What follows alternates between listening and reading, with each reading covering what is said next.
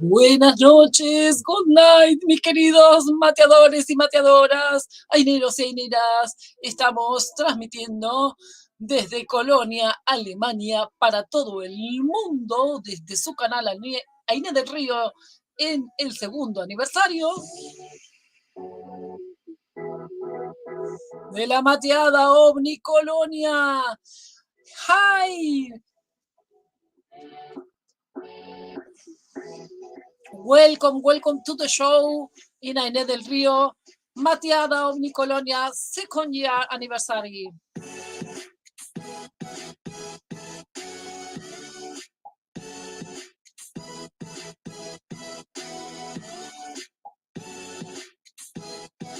Suscríbete, subscribe to the channel, suscríbete al canal y déjanos ya también tu like, dedito para arriba. Sí, nos ponemos en órbita en la segunda mateada, segundo año de la mateada OVNI Colonia. Estamos un poquito nerviosos por acá hablando en dos idiomas. Esta noche, un invitado súper especial desde Estados Unidos. Está con nosotros el señor Jack BUSHONG Jr., que nos va a hablar de un caso muy especial que vivió un avistamiento masivo en Michigan en el año 84. Enseguida vamos a estar por ahí con él. Está ya en el estudio. Suscríbete, déjanos tu like, compartí. Y si podés unirte al canal, también podés dejarnos algún donativo. Member of the channel, you can be. Voy a hacer todo más o menos en inglés. Podés unirte al canal o podés dejarnos alguna donación en nuestro PayPal, que está el link ahí abajo. You can also help us and help our production. There is a link there in the description of the program to make donations, to be a little patron to help us. Thank you.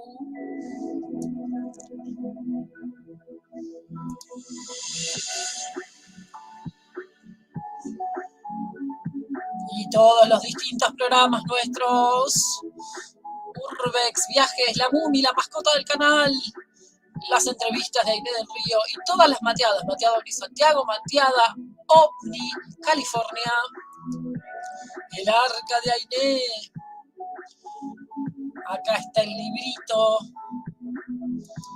Sí, el arca de AINE con los libros que tienen que ver con la temática del canal. We have also an editorial house we are starting with, and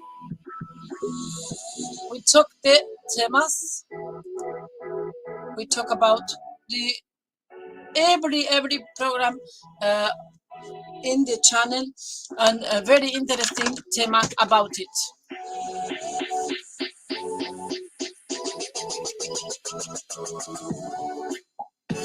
Muchas gracias por ser parte de esta comunidad. Thank you very much.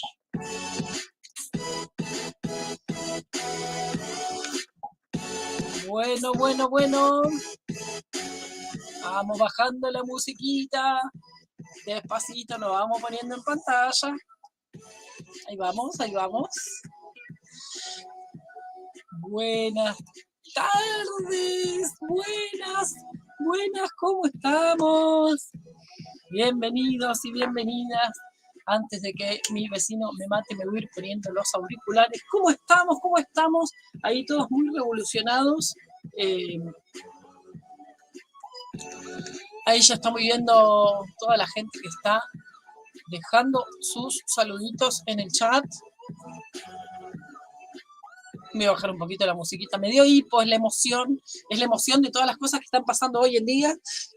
Felicitaciones a mi país, Argentina, que ganamos un partido contra México. Saludo a los hermanos mexicanos por el resultado del partido. Lo siento por ellos, me alegro por los argentinos, pero en realidad me alegro por todos porque podamos hacer competencias sanas.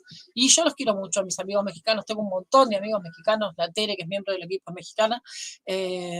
Guillermito, Pons también, Luisito, Luis Alcaraz, bueno, un montón de gente, amigos mexicanos, Rosana, nuestra Mayesita, qué sé yo, un montón de gente que es mexicana que la quiero muchísimo. Y si no nombré a alguien, disculpen, pero es que tampoco puedo nombrarlos a todos ahora.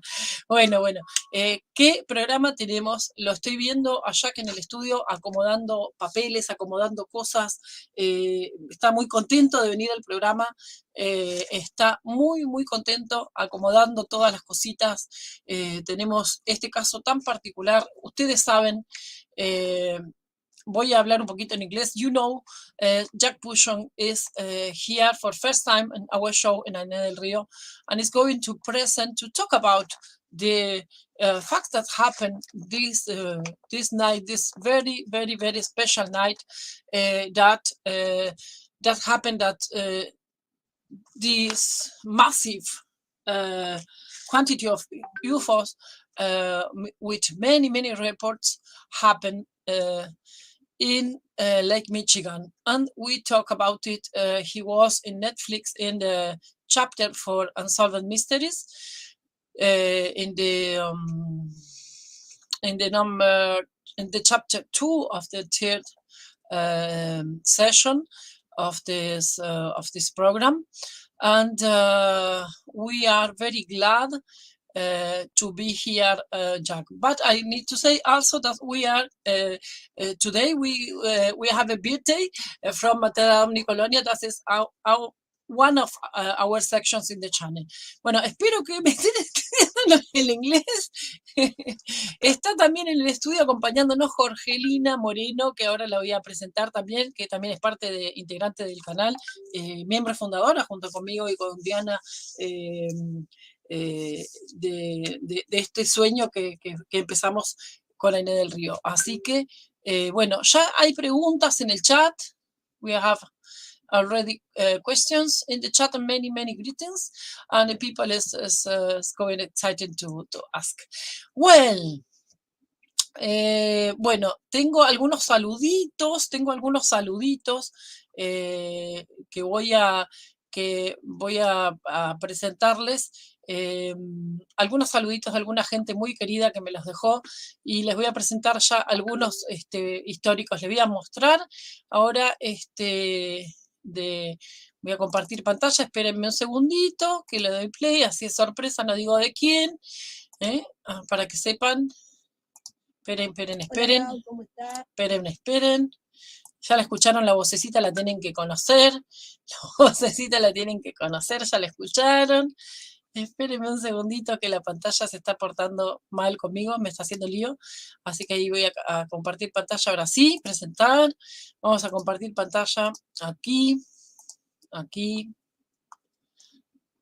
ver si puedo. A ver si me deja. No, tengo un problemita con esto. A ver si puedo. Ahora sí. Voy a compartir. Miren quién está acá. Andreita Pérez Simondini. Saludando. Hola, ¿cómo estás? Bueno, mirá desde dónde te estoy mandando el saludo. Del Museo del OVNI, Museo UFO, Museo. Quería mandarte todas mis felicitaciones por el gran trabajo que haces, el esfuerzo que le pones y el compromiso a esos desarrollos de comunicación que me siento parte de tu lanzamiento, porque lo hablamos aquí mismo cuando nos visitaste. Bueno, por muchos aniversarios más, y me alegra mucho que estés cumpliendo todos tus objetivos. Te mando un beso desde el Museo del OVNI en Victoria, Entre Ríos, República Argentina. Chau. Qué bueno, Andrea, muchas gracias, querida Andreita. Muy bueno, gracias por estar ahí, gracias por el saludo. Andrea Pérez Simondini, she's the director from the Museo OVNI Argentina UFO Museo en Argentina, en Entre Ríos. Yes, and I have many others too. Esa es la mumi que está corriendo. ¿Se escucharon así un golpeteo? No son espíritus, es la mumi que está corriendo por la escalera. Bueno, vamos a presentarlo sin más dilación. Les voy a ir pasando saluditos durante el transcurso del programa para no hacerlo esperar. Y bueno, les mando muchos saludos a toda la gente que ya está saludando en el chat. Vigilante del Cielo, Cazador de OVNIs, que es parte del canal. Marilu Quintero, ahí está Elmer. Saludos, muchas gracias por estar por ahí. Yamile Sánchez Barón, gracias desde Cali, Colombia, gente desde todos lados. Elmer desde México, creo que estás, a ver si no digo una pavada en este momento que estoy nerviosa. Vigilante desde Argentina. Bueno, a ver quién está por acá, bueno, María Cecilia de Sumo también, saludos, gracias por estar. Así que bueno, vamos a presentar a Jack Bushong. Jack y Jorgelina, vamos a agregarlos a la transmisión a los dos. Hello.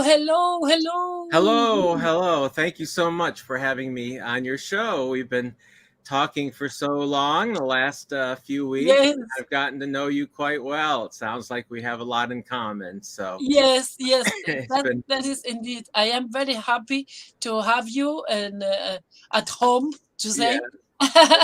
Yeah, and I'm very excited about talk with you.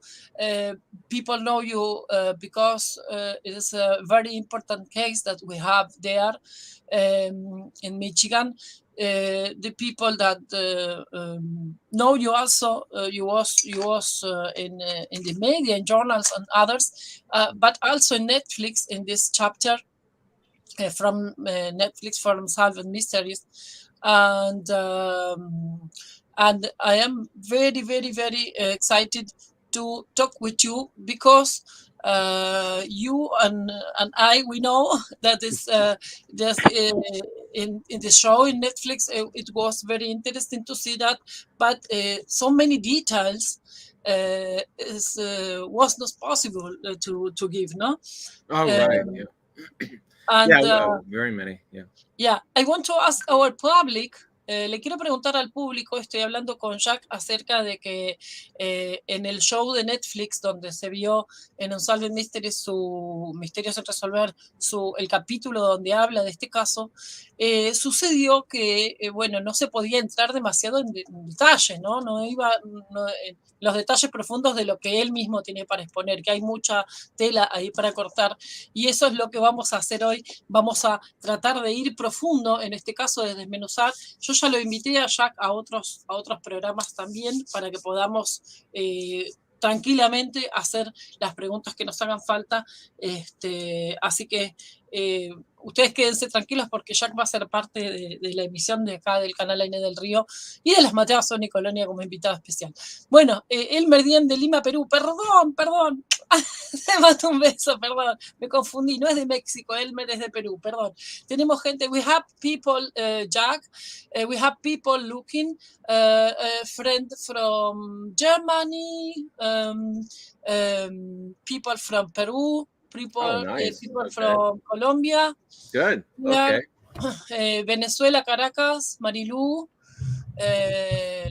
from Caracas, Yamile from Cali, Colombia. A ver, ¿qué más? Bueno, Vigilante del Cielo from Buenos Aires, Marty Farty from Deutschland, she's German. Okay. Yes, people from German, from everywhere. David Soufflé from Chile. Yeah. David Soufflé from Chile. Digo, Jaime Sasso. Muy bien. I like it.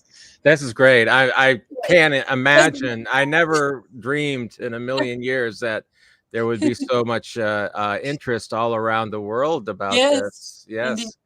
Yes, indeed. So and it's going to grow up. I'm very sure. Jorgelina is there also. They are also in Rosario, Argentina. Jorgelina, bienvenida. Hola, buenas tardes. Quiero agradecer Quiero dar la bienvenida a toda la gente de habla hispana, and I also want to welcome all the English speakers here.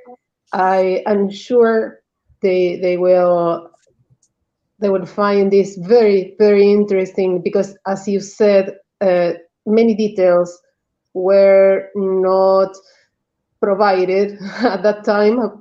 So this is a great opportunity. Mm-hmm. I'm very, very glad you're here, Mr. Bushong Jr. Thank you so much. Gracias. And yes, it was quite interesting to do a show. Obviously, I had to actually kind of put all my terms into simpler terms, all my speaking, all my scientific talk into much simpler terms, and it made it really impossible to really give the entire picture without, and that's why shows like this is great, because then I can kind of explain how the radar works. At the same time, I can explain how the radar was able to pick up these objects, because I did have a lot of meteorologists, even from my own agency, say, boy, that Unsolved Mysteries, the way they showed the UFOs, that just sure looked fake, but I explained to them as, well, they did that just to make it easier to see for the viewer, and for the viewer to understand, because if I showed if we showed what it actually looked like on radar, it would confuse them, but I could explain why it looked a certain way. And that actually is a good thing, because it showed to me that these were actually indeed solid objects, because of the way they looked on radar. And only solid objects would look the way they did on radar. They wouldn't look like blobs. They actually look like semicircle lines, very bright ones. And I'll explain that a little bit later. So, okay, let us a little bit translate. Yes, yes, and we'll try to express. Yes, yes. Bueno, comenzamos y cualquier cosa yo acoto algo. Ok. Bueno, estaba muy contento, Jack, de poder estar en el show y poder explicar estos pequeños detalles que en la digamos, en la transmisión de Netflix no los pudo dar, y bueno, está muy impresionado con la repercusión en todos los países latinos, hermanos, amigos que nos están viendo también, hasta Estados Unidos también, ¿no? Y bueno, que él tiene para explicar un montón de pequeños detalles, como estábamos diciendo, y también el funcionamiento del radar, cómo el radar funcionaba, para explicar por qué se dice que estos eran objetos, o sea, cómo él pudo llegar a determinar, ¿no? Que era efectivamente lo que estábamos viendo. Corregime si os falta algo o... No, todo ok, solamente que en el radar él alcanza a ver que estos eran objetos sólidos y no globos, porque aparecen con una forma circular que él después va a explicar mejor qué significa. Perfecto. Bueno, tenemos reportes que tiene Jack ahí preparados y que nos va a enseñar enseguida. Jack, you have evidence. This is something that you don't show in the show from Netflix.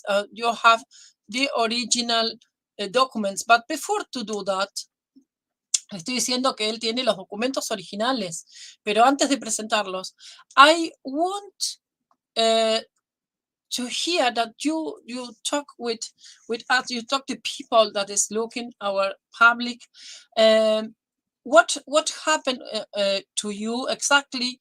A little reason, maybe somebody don't see the show, but also in this level, what happened this night? What happened this night, and what happened to you this night when you discovered what is coming in your radar? Okay, okay, I can explain what happened. Yes. This would be for those of you that have not seen the show yet. And Netflix did a Netflix Unsolved Mysteries did an excellent program. I really am happy with especially the director Gabe Torres, who really really knew how to put everything together so that it would be easily explainable on the show. He did an excellent job. I'm really happy, and that made the whole biggest difference in the world. And so, and if you could imagine, they probably filmed me about maybe for 20 hours of film, but they had to narrow that down to 1 hour. So wow. yeah, so there was quite a bit to say. So like that. Right. So saying that, so what happened basically is I was a what they call a meteorologist intern at that point. Now, I don't want people to think that that means that I was in college and I was just a trainee or anything like that. What that means basically is that I was working my way up, way up the ladder, and I had to work in a regular weather office, more for more where I take surface weather observations. That's where I actually would go outside each hour to look at the sky condition, take the temperature and the relative humidity, wind direction, and all that. And I also would issue severe weather warnings, such as tornado warnings and severe thunderstorm warnings. We would do that. That was part of my job. I also had to put out we had NOAA weather radio, which is it's a radar, it's a radio broadcast issued by the National Weather Service. And in that case, we can alert the public that way with and it's all digital now, where you just push a button basically, and it will set off the weather radios to alarm. And a lot of people actually have it set up to where if that alarms it goes off. So those are some of the jobs I did. It was a very important job, but I was we were basically I was just had gotten my entire radar training complete. I originally started in another office that did not have a radar, so I was fully trained when I got to Muskegon. And then when I got to Muskegon, everything changed where I had to learn how to do the radar, and it was the only thing I had left to learn how to do. And so I really wanted to learn. I was very interested in the radar and how it works. We learned all about the science of it and how it works. And at the same time, I wanted to explain also that I was very interested in aircraft. I'm a big airplane fanatic. I'm very interested in airplanes, how they work. I always wanted to pilot my own plane, for instance, and learn how to fly. And that comes from and probably the reason why I became a meteorologist was because with my parents being divorced, my mom lived in Florida, South Florida, near Miami, and my dad lived in Michigan, in Muskegon. So I would fly all my entire life, from when I was 4 years old to all the way up to when I was in college. I would fly twice a year up to Michigan, back and forth. And I could, you know, I could name you all the different airplane types, all the airlines, and I knew everything about that. As much as I could, I loved it. But I also learned how to do weather as well. And one of the reasons is because at Christmas time, when I would go up there, I wanted to know whether we were going to have snow or not. So here I was, an 8-year-old young boy who would read the newspaper weather reports just to see if there was going to be snow when I got up to Michigan. And so that's how I learned. At the yes. time, you was a child. Let right. us Yes. translate a little bit. Yes. Yeah. Yes. Yeah. Okay. And so that's the background, really. And so my family comes. We all came from Muskegon, Michigan, and that is it's not very common where the person who joins the National Weather Service as a meteorologist get to go to the very location that they grew up in, for instance. But because I grew up in Muskegon, when the whole story broke about the UFO, even though the National Weather Service didn't want me, because I was so young, to do interviews, they didn't want to tell anybody my name. They kept me. They just named me in the newspaper as radar operator. But the problem was that everybody in Muskegon knew of my dad, for instance. It's a smaller town, and so everybody kind of knew each other. So so they knew who it was anyway. The newspaper in town knew, you know, who was the radar operator. It wasn't a big secret. Everybody know each other. Yes. Right. Let us translate that. Jorgelina helped me that we try to remember all together to say. Okay. Sure. Dale, Jorge. Bueno, estaba esperando que me dieran por favor paso porque era mucho lo que había contado y ya después se dificulta más.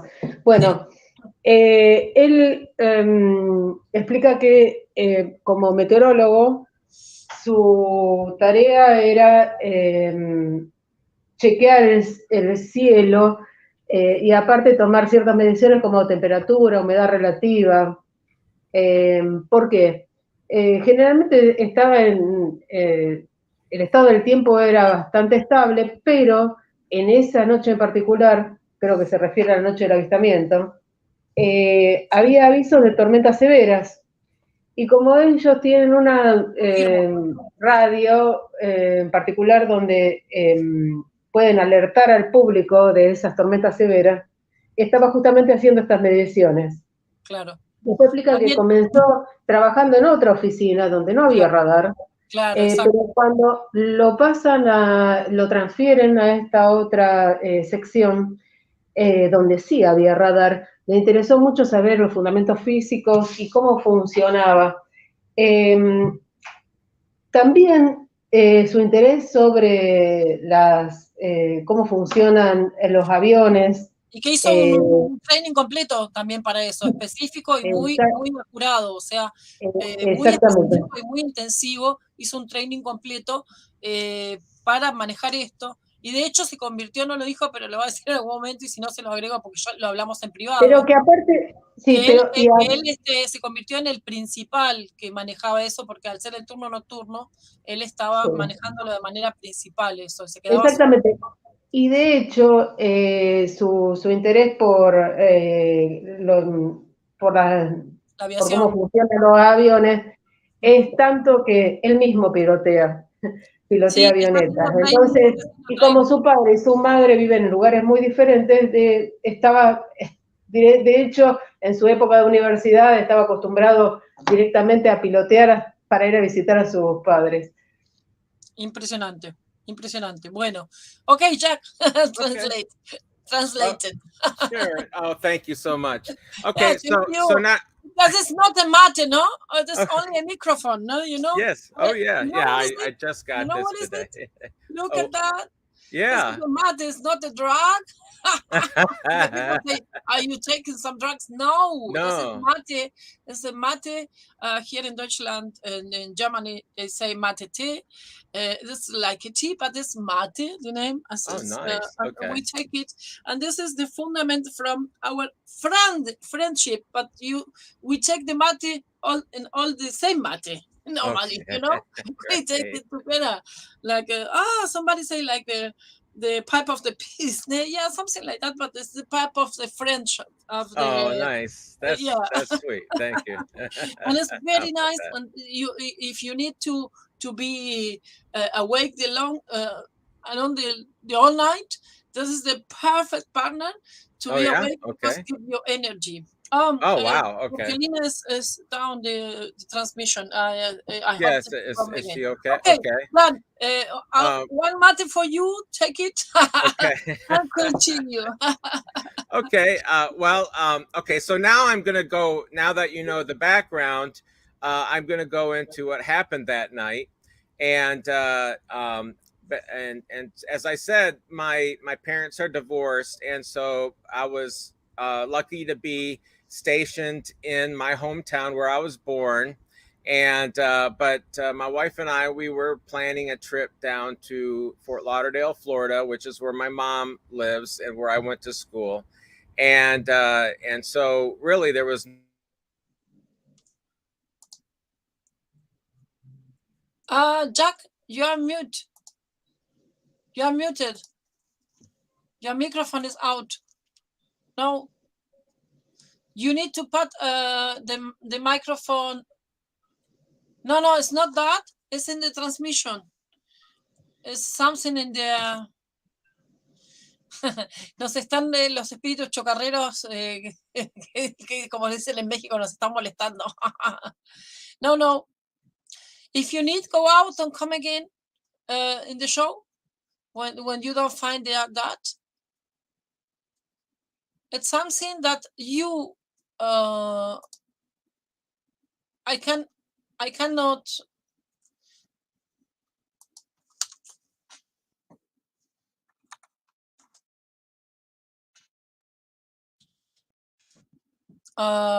Tenemos un problemita técnico que se le muteó, pero yo no lo puedo desmutear desde acá.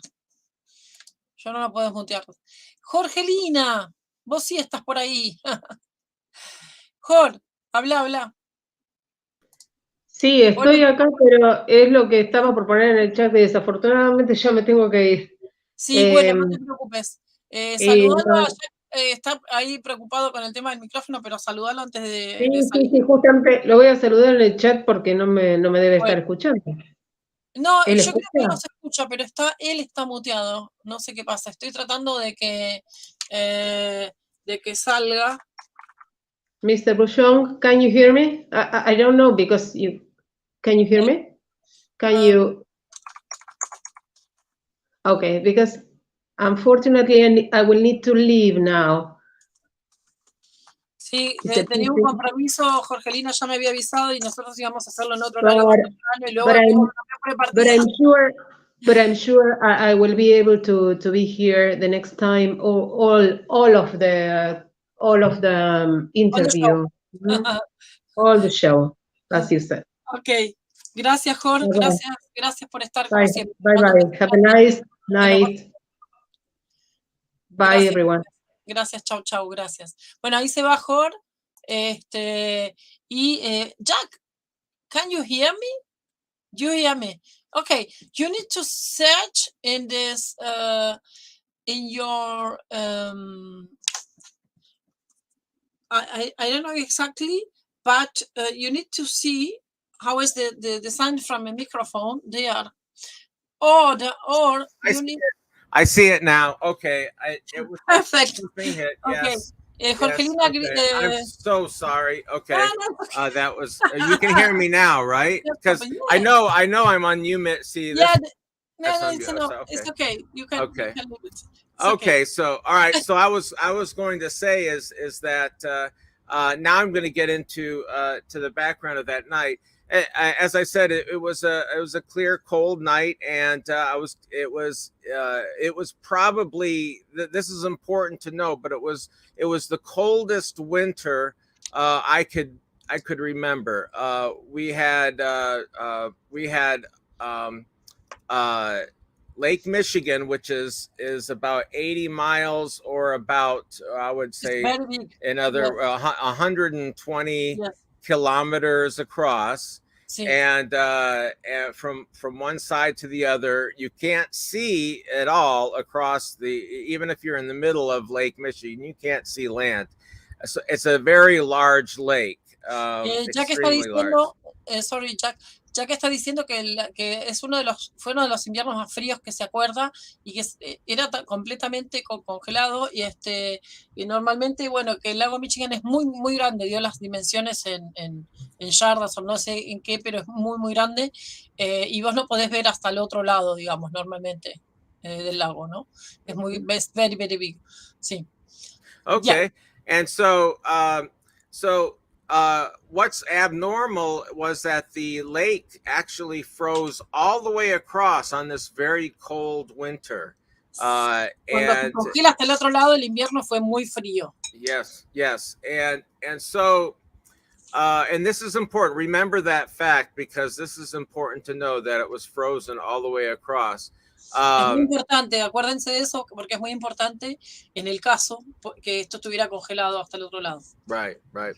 So one thing is that, okay, and this is a little hard to explain, but we have something called lake effect snow. And what lake effect snow is that's when cold air goes over Lake Michigan, the warm water, and it brings up all that moisture, and then it dumps a lot of snow all across that side of Michigan, on the west side of Lake Michigan, or east side of Lake Michigan, and all over Michigan. So now, because the lake was frozen all the way across, it means it gave us unusual clear winter nights where you could see the stars. Yes. Ustedes vieron que en las noches que son muy frías, me pasa acá en Alemania también, que normalmente yo no puedo ver el cielo estrellado, y cuando hace mucho frío se ve claramente, y eso fue lo que pasó. Estaba congelada en la superficie del lago desde un lado hasta el otro, del lado este al lado al lado oeste del lago Michigan.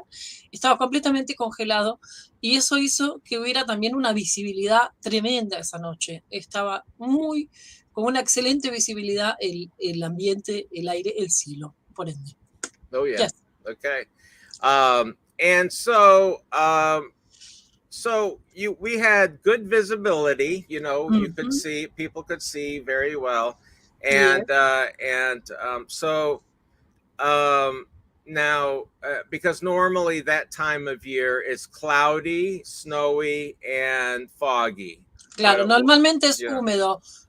Nublado, está nevando, no me acuerdo qué dijo, congelado, bueno, normalmente no se ve nada, claro, está nevando.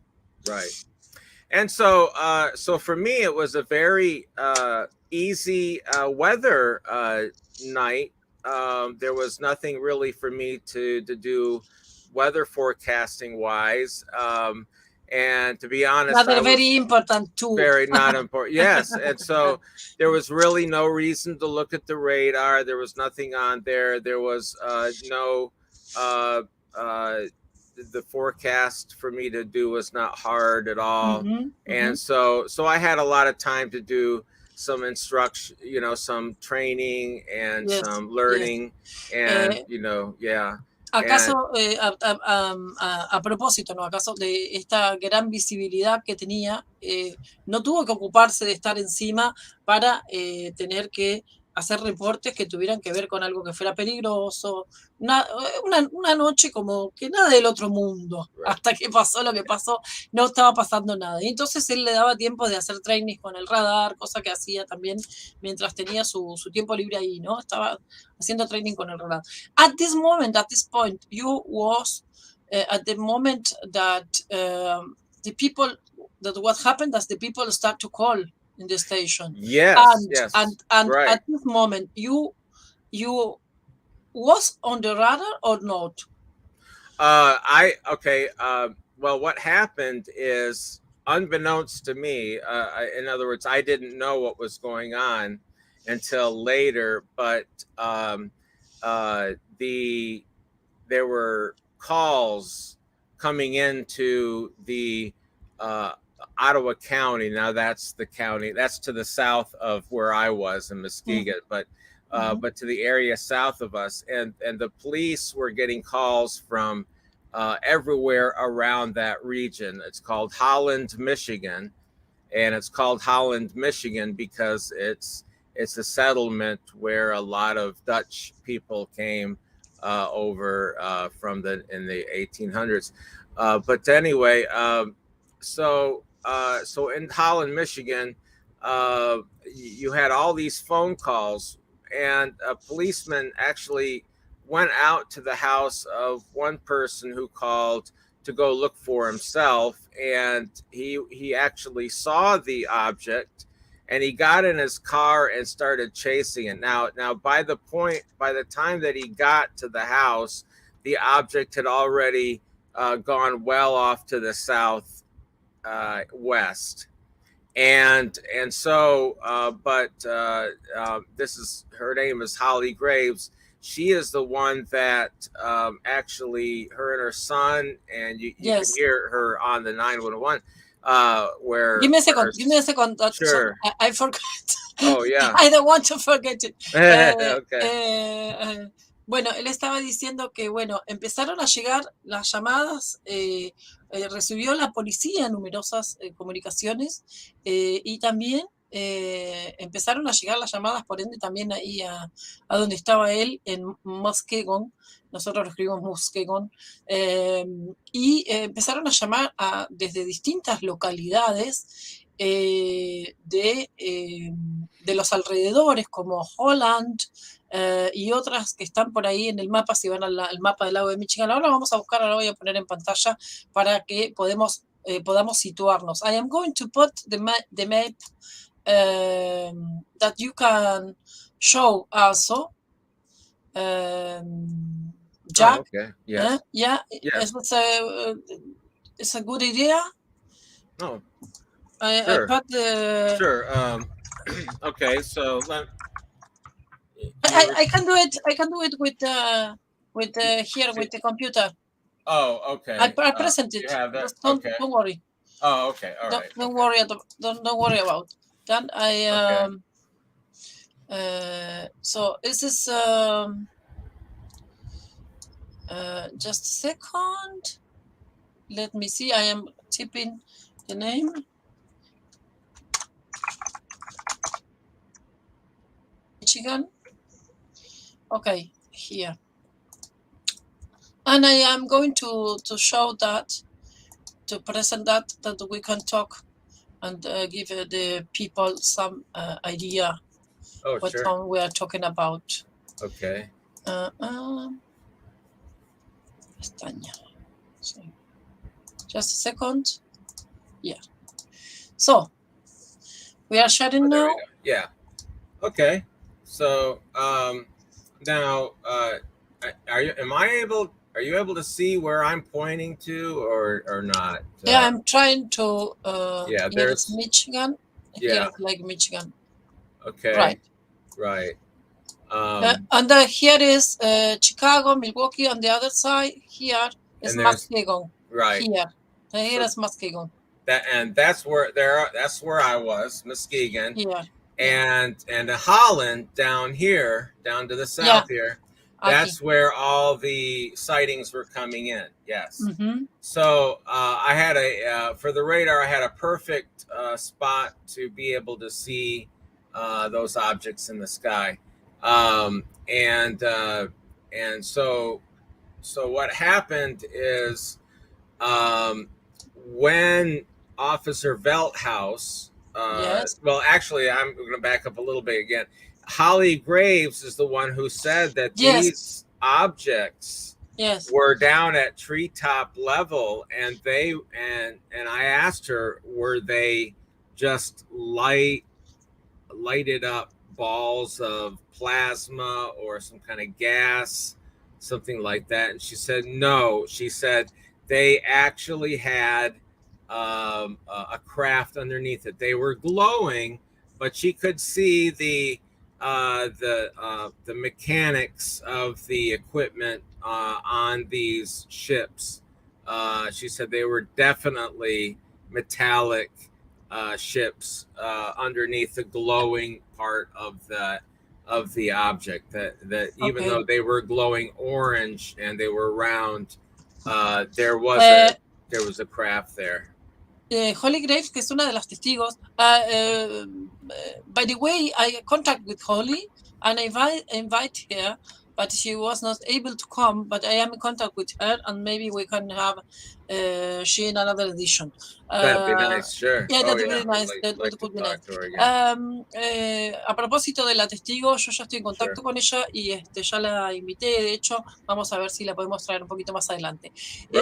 Bueno, él está contando que ella fue la primera que escuchó el sonido y salió y vio estos objetos y luces de color anaranjado, pero también comenta de que tenían un brillo así plateado, silver, ¿no? So like metallic. Yes, it was metallic, and I could verify that, and because when I saw them on radar, there is and I'll explain this a little later, but I have a way of being able to detect whether it was liquid or solid. Sí. And they were very, very much solid. In fact, they were so solid. Eran objetos sólidos, no eran objetos, no era una luz, no era un gas, no era un líquido. Él, con el training que él tiene, con el entrenamiento que tiene, es capaz de detectar en el radar si estos son realmente objetos sólidos, y eran objetos verdaderamente sólidos. Right. Now, so Officer Velthouse asked he was on the radio with his dispatcher, with that, his central headquarters. And he actually asked, as he had an insight and he was driving, he was chasing these objects. He asked, he said, he wanted to find a radar, and so at first he thought, we'll try the air traffic control radar from the FAA, but they wouldn't answer the phone, so they contacted me about, and this is very important, because when they said, can you pick up things like this on your radar, I said yes, I could. Now I knew that because during training I had actually tried to look for airplanes with my radar before. And this goes back to me being a kid, being very interested in the, in aircraft, and I knew that in Chicago, for instance, which is where at the south end of Lake Michigan, they have large jumbo jets that take off and land all the time. And certainly, en Chicago están llegando, Chicago, yes. And llegan muchos aviones, es un lugar muy, muy concurrido. Él tenía mucho interés en la temática de los aviones. También a él le preguntaban si era posible que él realmente detectara esto de esta manera, o sea, de la manera que él los detectó. Eso fue lo que despertó la curiosidad acerca de este caso, de que supieran de que era realmente que era realmente alguien calificado, que podía decir que estos objetos eran efectivamente objetos voladores no identificados, ¿no? UFO, porque dado el tipo de solidez, and also because of the speed about, ¿no? Yeah, oh, yes. Not only the consistency, I mean, to the speed. También acerca de la velocidad que desarrollaban. Right, and well, they when Officer Velthouse, the policeman, told his headquarters to look for radar, that's when they called me. And I didn't know, but that they actually recorded all their conversations. So this was all recorded, me answering. Las conversaciones están todas grabadas. Él no lo sabía en ese momento, pero las conversaciones están todas grabadas. Esa es otra evidencia que también tenemos, ¿no? Yep. And so I did you have some? Did you have some to hear? Did I have? I'm sorry. Some of the record. Did you have some for the hear that? Photographic? Or... No, from the records, the sound record, the cassettes, the reports. To hear the reports. Do you have? Oh some? yes, I do. Yes, I did hear. We can show some of them later sure, on in another show.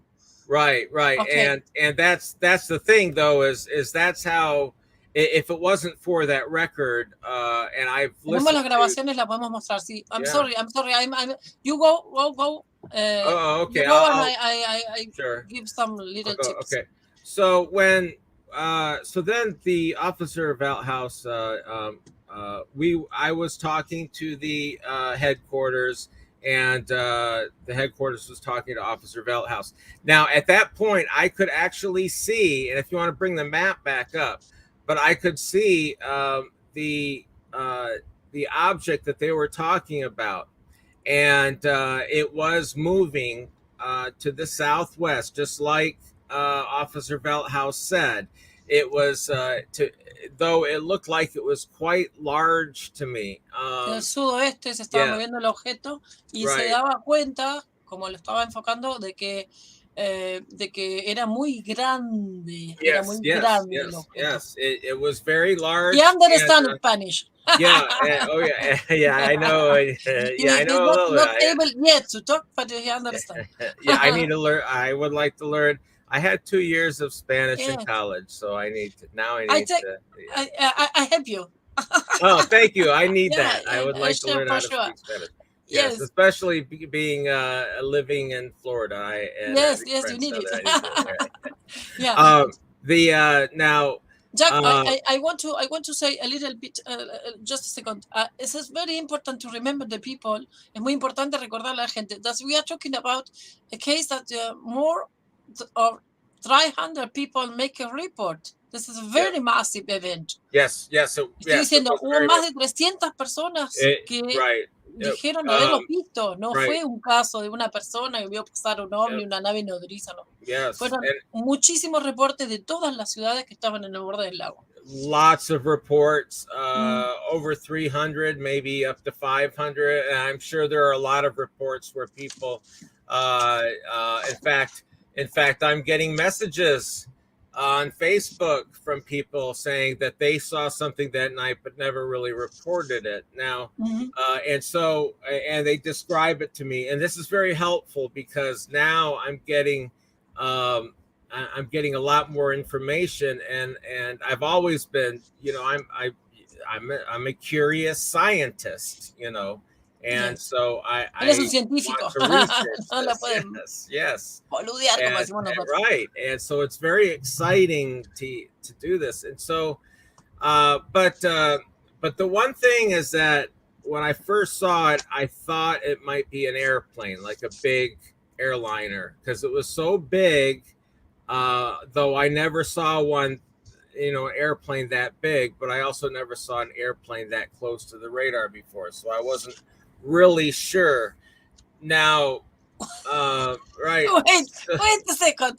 Está diciendo que nunca vio un avión tan grande en el radar. You are saying that you never see something big like that on the radar. Right. Not flying. Yeah, not flying. Right, not a flying object. O sea, nunca vio un objeto volando en el radar. What did you see on radar? Some objects like transatlantic or something? Ships? Right. Well, it to compare the. Do you think? Well, do you have an idea how large was that? I don't really know. Because there is because the radar at that distance could only see things. They could only distinguish things that were further than a half a mile, or I would say maybe 3/4 of a kilometer away from each other. And so it's very possible that what I was seeing was either a very large craft or there were several UFOs flying together. Yeah, I want to say that. And then I No would sabes not si be vio able algo to muy grande distinguish. o muchas Yes. navecitas volando juntas, Right. digamos, And muy pegadas there, también, yes. moviéndose, ¿no? Como una flotilla, ¿no? It's a Yes. group. And a lot of people did say that they saw several aircraft, several UFOs together, and they would split apart, come back together, and so on. Now, but to me, it looked like a very large aircraft. Now, it was flying from, I'm going to put this down, but on the map here, it was flying. Wait a second, I need to show you complete. Okay. All right, so here is Muskegon. Yeah, a little bit in the center. Right. And in front of the camera, please. Yeah, in front of the camera. In front of the camera, okay. Yeah. And so there you go. There's Muskegon. This is where I was. The circle is where the radar is. Yes. Now down here is Holland. And I was watching it fly from Holland down slowly towards South Haven, which is right there. And I would say that it was just steadily flying, and I could see it moving down towards the south. This is about, well, it says, this is about 50 kilometers. So 50 kilometers to about 80 kilometers. So I saw it fly about 30 kilometers in about... Sorry, I talk with the microphone out. Él vio cómo se movía como 50, 80 kilómetros hacia el sur, digamos. Okay. Go. Now, this is the strange part. After I was watching it for a while, and it was looking like it was just moving at a very high rate of speed towards the south. It just stopped and it started hovering, and it was moving, and then it just stopped. Se movía y se paraba. Right. And so it was right over. También antes dijo que se salían como otros pequeños, digamos, ¿no? Se separaban, también dijo. And so I was all of a sudden I started seeing, I noticed other objects around, and then what I did is I could take a, so if I'm looking at the object that was over South Haven right here, let's see, there's South Haven. Boy, I wish this could, if you want, I can show the map also, no? Oh, sure. There's South Haven. So, but what I was, all right. So now let me get show the largest report that you have. That they say that is the original that you showed me before the show. Oh, please. Do you have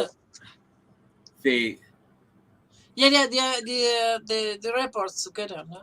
That the people see that you have all the reports. Do you hear me? Oh yeah. You mean all the reports and yeah. Do you have the no? Only that you show the people all together like that. Oh, so, yeah. Yes, that. You mean on my yes. Yes. If I look at do you have some? Yes. These, if you can look at my iPad here, these are all the people that have been writing me on Facebook with Yeah, I know. Yes. Toda la gente le está escribiendo por los casos. Tiene un montón de mensajes, de hecho me mandó varios. Yes, and I have to, not only that, but no, I mean the original. I mean also the original from that you showed me before. I mean this owner that you put the reports on paper to show the people that you have there. I mean the you know the reports that you have together on paper. Oh, I see. Yeah. You have there. You showed me before the show start the show. Yeah. Only to show the people how do you have the all originals. Yes. Okay. Yes. Indeed. Yeah. Okay. Indeed. Yes. Right. Yeah. This is my well, I mean this is part of my weather radar course. But nearly.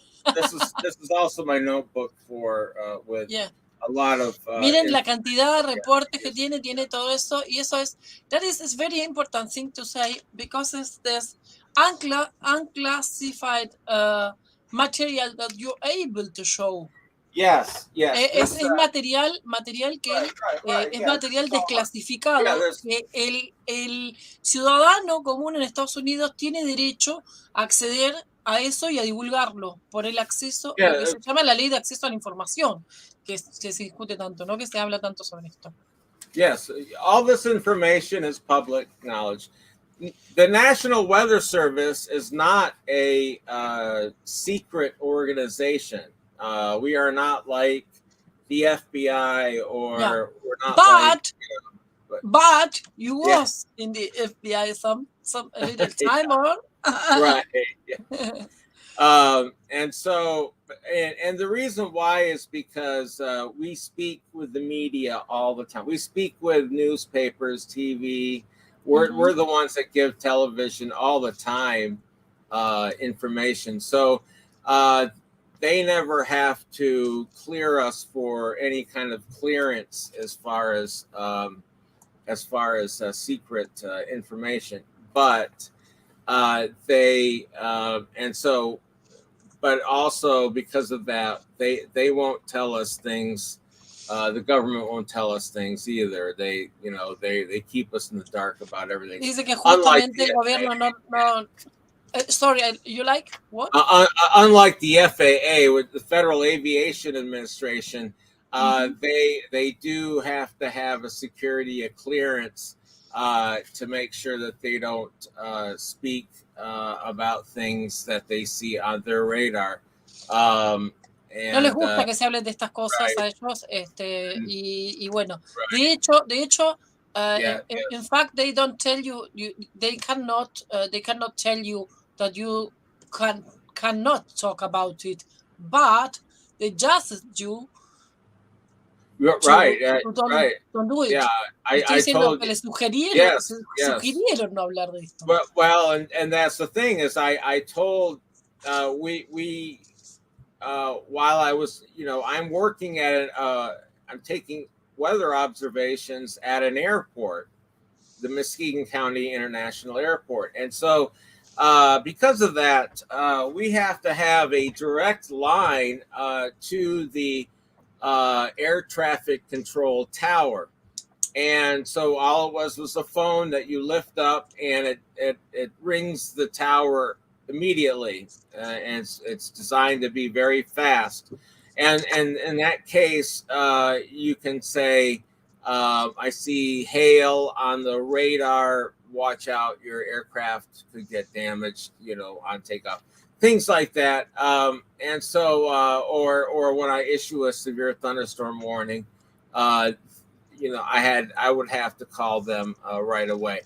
Now in this case, after I had been watching all these objects on radar, I did pick up the phone for the air traffic control tower. Tuvo que llamar a la torre de control después de que vio todo esto, para averiguar, ¿no? lo que estaba pasando, ¿no? Now I didn't know it then, but I know it now, is that air no lo sabía entonces, pero ahora lo sabe. They're not allowed to talk about UFOs. They're just not allowed to talk about it. Now, when I talked to them, I asked them, I said, well, we got some reports of UFOs, you know, and... En este momento todo el mundo está hablando de ovnis, pero en ese momento nadie hablaba de ovnis, con muy poca gente.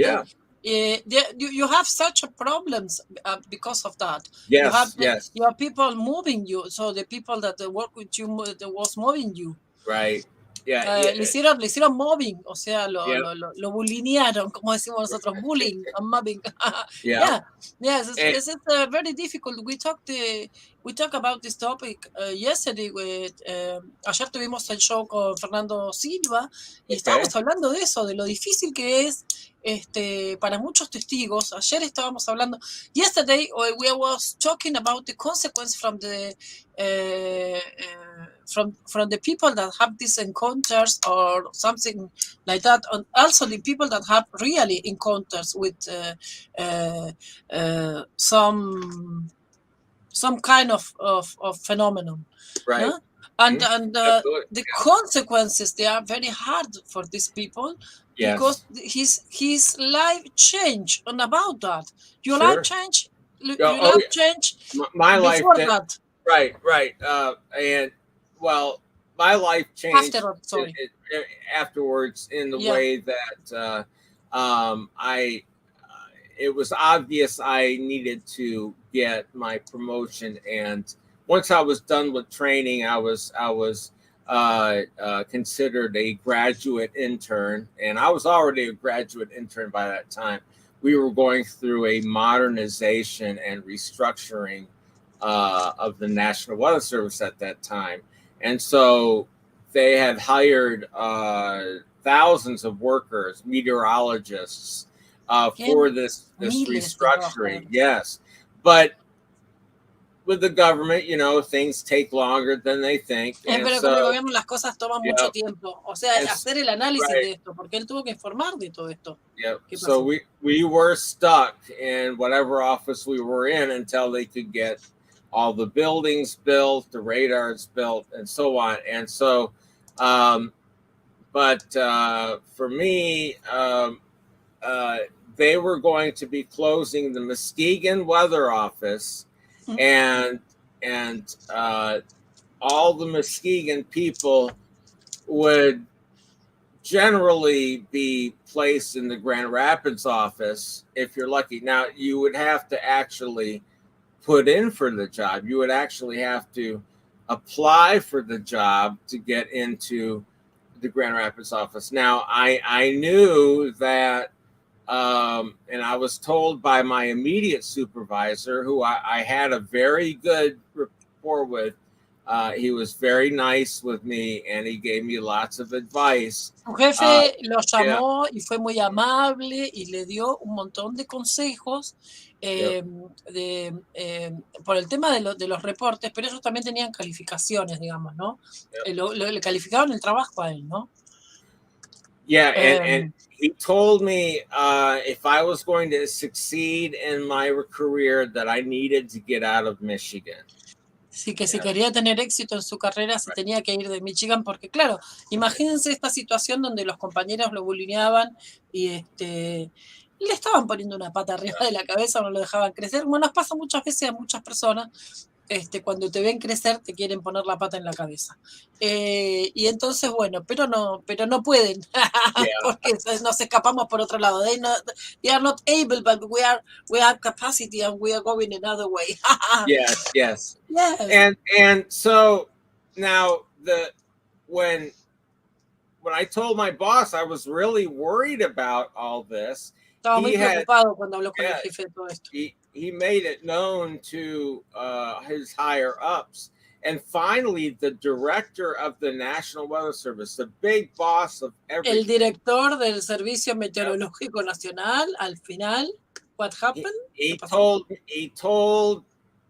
him to say to me, I have nothing to worry about, that nobody will give me any problems about. Le aseguró que no se tenía que preocupar para nada, que nadie le iba a ocasionar problemas por esto, ¿no? Right. Por este reporte, por este hecho que tuvo que presenciar, que bueno, fue un testigo obligado, estaba ahí esa noche. I say you was there, you are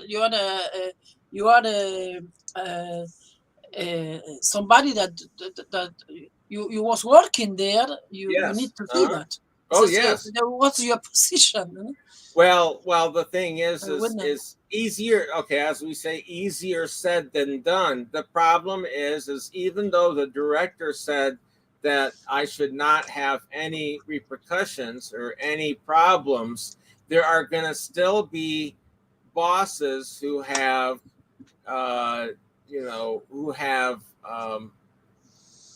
feelings about this. They're going to have. A pesar de que le aseguraron que no iba a haber problemas, right. él tenía así como algunas sensaciones. Right. ¿No? So they have a way of getting you back at different ways, and so that's when my boss said, and he was very nice to me. He was a good boss. He's no longer with us. He's passed away. But he told me. It was time that he advised me. He said, as a friend, he said, you need to get out of Michigan, And se comportó como un amigo, le dijo, andate de Michigan. Igual me suena eso medio bossy, me suena medio mejor que te vayas de este pueblo, como cuando pasa en los capos. Ustedes me entienden lo que quiero decir. You understand? Yes. What I mean, no, that sometimes somebody say it's better that you go from this country. Something like that. Right. And that's the thing is I liked it in Michigan. I as a weatherman, it was heavy for you. Well, in Florida it's tropical, and so we had hurricanes, but the exciting weather was in Michigan, where it snowed and you had the blizzards and the. You like more Michigan to be than Florida? Well, because of the exciting weather, and so I sort of missed that. Donde él nació, porque él le gustó, ¿no? Y le gusta más y hay más para investigar con el tema del clima, digamos. Yeah. So anyway, but one thing, getting back to the UFO report, when I saw that UFO begin to hover, I stopped on it. It was hovering over South Haven, which is the county south. Just a second. It was hovering right about. Let's see. Okay, there. It was hovering right there, about 82 kilometers from Muskegon, and so. 80 kilómetros de Muskegon. Right, and so at that point, now let me get something. En ese punto. I know. Let me find it. Yes. Okay. Okay. We are live. There's no problem. This is the emotion to be live. Right. So things falling down from my table also. Oh yeah. So once, all right. Let me tell you how the radar works. I can. Nos va a mostrar ahora. Escuchen esto, aineros y aineras, mateadores y mateadoras, suscríbanse al canal si todavía no lo hicieron y dejen su like y compartan este programa. Nos va a explicar en este momento, en exclusiva para AINE del Río y el segundo aniversario de la Mateada OVNI Colonia, cómo funciona el radar Jack BUSHONG. Yeah. Okay, so here's this is what the radar dish looks like, okay? And I can tilt it, down and up. And I can also, move it around. So I can go. El radar lo puede girar para atrás, para adelante y se puede inclinar. Se puede inclinar y se puede girar. normally the radar just goes, as you see weather radars, they go around and around, right? Well, I can stop it at a place. I can turn the knob. O sea, él, por ejemplo, puede analizar una parte, puede volver atrás, puede volver a analizar algo here's the console, detenerse, volver para atrás. Sí, and so I can show again. Oh, sure. You are so little, and now it's better. Yeah, there we go. Ahí está el aparato del radar. Miren qué lindo. Right. So we have, there's the main scope right there where you can see it going around and around. This over here, this scope, is if you go up and down. And that's, esto es para si vas para arriba y para abajo. Es como un it's like a joystick. In some kind. Exactly. Yes. It's like a joystick. I mean. Right. So I use two cranks. One is to go back and forth with the radar dish, and one is to hay go como dos up, controles up así y uno es para. So I can go side to side. It's like a joystick. I have right. Exactly. Yes. And uno de los controles es para ir para arriba y para abajo, y el otro es para ir a la derecha y a la izquierda. Claro, estamos moviendo un radar, no es una perinola. O sea, disculpen el francés, diríamos. Como dije en el programa de ayer. A propósito, si se perdieron el programa de ayer con Fernando Silva, lo tienen que ir a ver porque estuvo espectacular, que fue la segunda parte de las consecuencias que tienen justamente los testigos del fenómeno, de los fenómenos. Y la primera parte la hicimos la vez pasada, el mes que viene vamos a hacer otro programa. Dale, Jack. Go. Now this is the radar beam. This is what the radar beam looks like. It's unlike an air traffic control beam, this one is more focused, and which means that I understand. It can see further.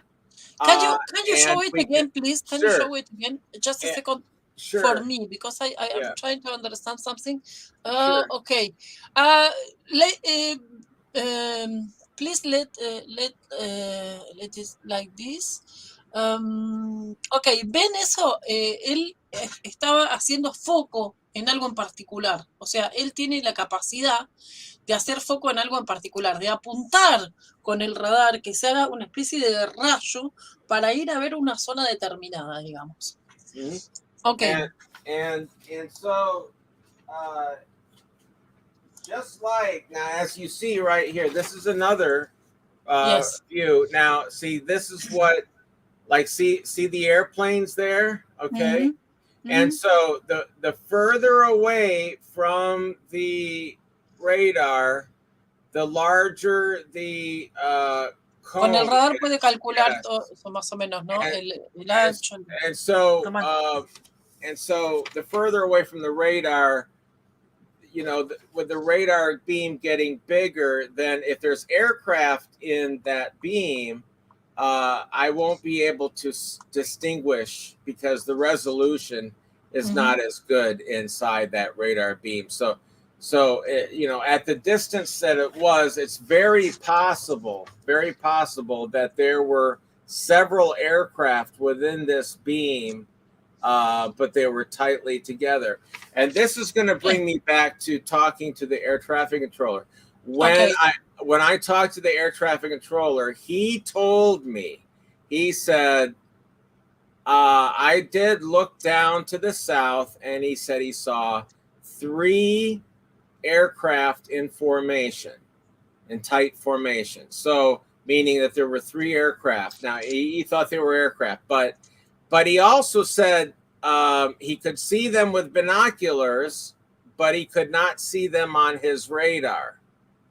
Now, one thing about the weather, the difference between the FAA radar and the desde la base aeronáutica le estaban informando que podían ver con los binoculares las naves, para así decirlo de alguna manera. Y okay, this is the weather radar right here. As you see, it is a round cone shaped. Okay, further away it gets bigger. It's cone shaped. With the air traffic control, ATC radar, air traffic control, they want to scan the entire sky all in one swoop. They go around and they want to get the entire sky. El centro aeronáutico lo podía escanear de una sola vez todo alrededor, digamos. En el radar, en el que tenía él, lo veían de forma circular, digamos. So now with my radar, I can actually observe, I can find the planes and detect their altitude.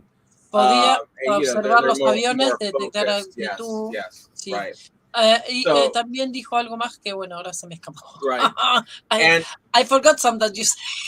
Right. And so the reason why air traffic control radar could not pick it up was because the aircraft that were flying did not have something called a transponder on board. A transponder is something on board an aircraft that alerts the air traffic controller what altitude that they are at, because el transponder lo conocemos también así en español, que es lo que detecta la altitud, tamaño, etcétera, pero bueno, se ve el movimiento, se ve la altitud y no se detectaban transponders en estos objetos que estaban observando, digamos.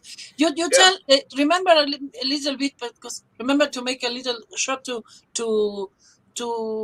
I can explain the people in the Spanish, but I need to ask you again, because I forget a little thing that you say. You say that they call you from the they calling you from Michigan, from the airport, or from the control. Okay. Well, I was when I was called by the police. Yeah. And then I had to once the objects got out of once they got left the area, once the objects were out over Lake Michigan, over in here, they were and the officer could not see them anymore. They were able El oficial de policía no los podía ver. Porque hay un oficial de policía que los ve los objetos también. Cuando los llaman, Holly called the police, and they come, and the policeman, this is retired, retired at the moment, he see the object directly. Right. And he saw it directly, and then he could no longer see it anymore. Okay. Ya no lo veía más, en un momento ya no los veía. Claro, no se olviden que este lago es enorme. It's a very big lake. It's enormous. Yes. And that is why you don't have the visibility enough to see long far away. Yes, that's correct. And so once it was out of the way, then the police. They got off the phone with me. They felt that the danger, if there was any danger, it had moved away, And yes, so, this is very important because you are a big responsibility. Te digo, tienes una gran responsabilidad porque cualquier cosa la tiene que informar, porque es como que la gente corre peligro, si no, ¿no es cierto? O sea, es una cosa de vida o muerte, por eso también los tornados, alertas de tornados o de mal tiempo y todo ese tipo de cosas, tienen que ver con la supervivencia de la gente, que son graves, digamos, ¿no? Now after they got off the phone, I continued to watch them, but I had other duties to do, and so I had to go make my weather observation, get on the weather radio, do my forecast, and also that's when I called the air traffic control tower, and I think he was working alone that night. I'm probably was. But anyway, that's when he said, I saw 3 aircraft in formation, but they didn't show up on radar. They didn't show up on radar, most likely because they didn't have a transponder on board that told them what their altitude was. Even though my radar can detect, of course, it can show what the altitude is, because I can. Nos va a poder contar a qué altitud estaban. Right. Los otros no tenían eso. Al no tener el transponder, los otros no podían detectar eso, pero él con su radar sí lo podía detectar. Yep. Los del aeronáutico no podían, pero él sí podía. Yep, I can focus on the object, right? Whereas the air traffic control, they need to scan the sky, the entire sky, all in one. Ellos necesitaban moverse para todos lados y, digamos, escanear todo el cielo, pero en el caso de Jack podía apuntarles directamente. And then comes some interesting, because you start to focus on them, and then what happened? That's something that we talked before. Right. Well, they about I would say about 3 minutes after I was focused on them, they started acting crazy. That's when they started, instead of moving this is very nice. fast, and instead of moving cuando él los enfocó, él los va a buscar con el rayo con el láser, digamos, del radar.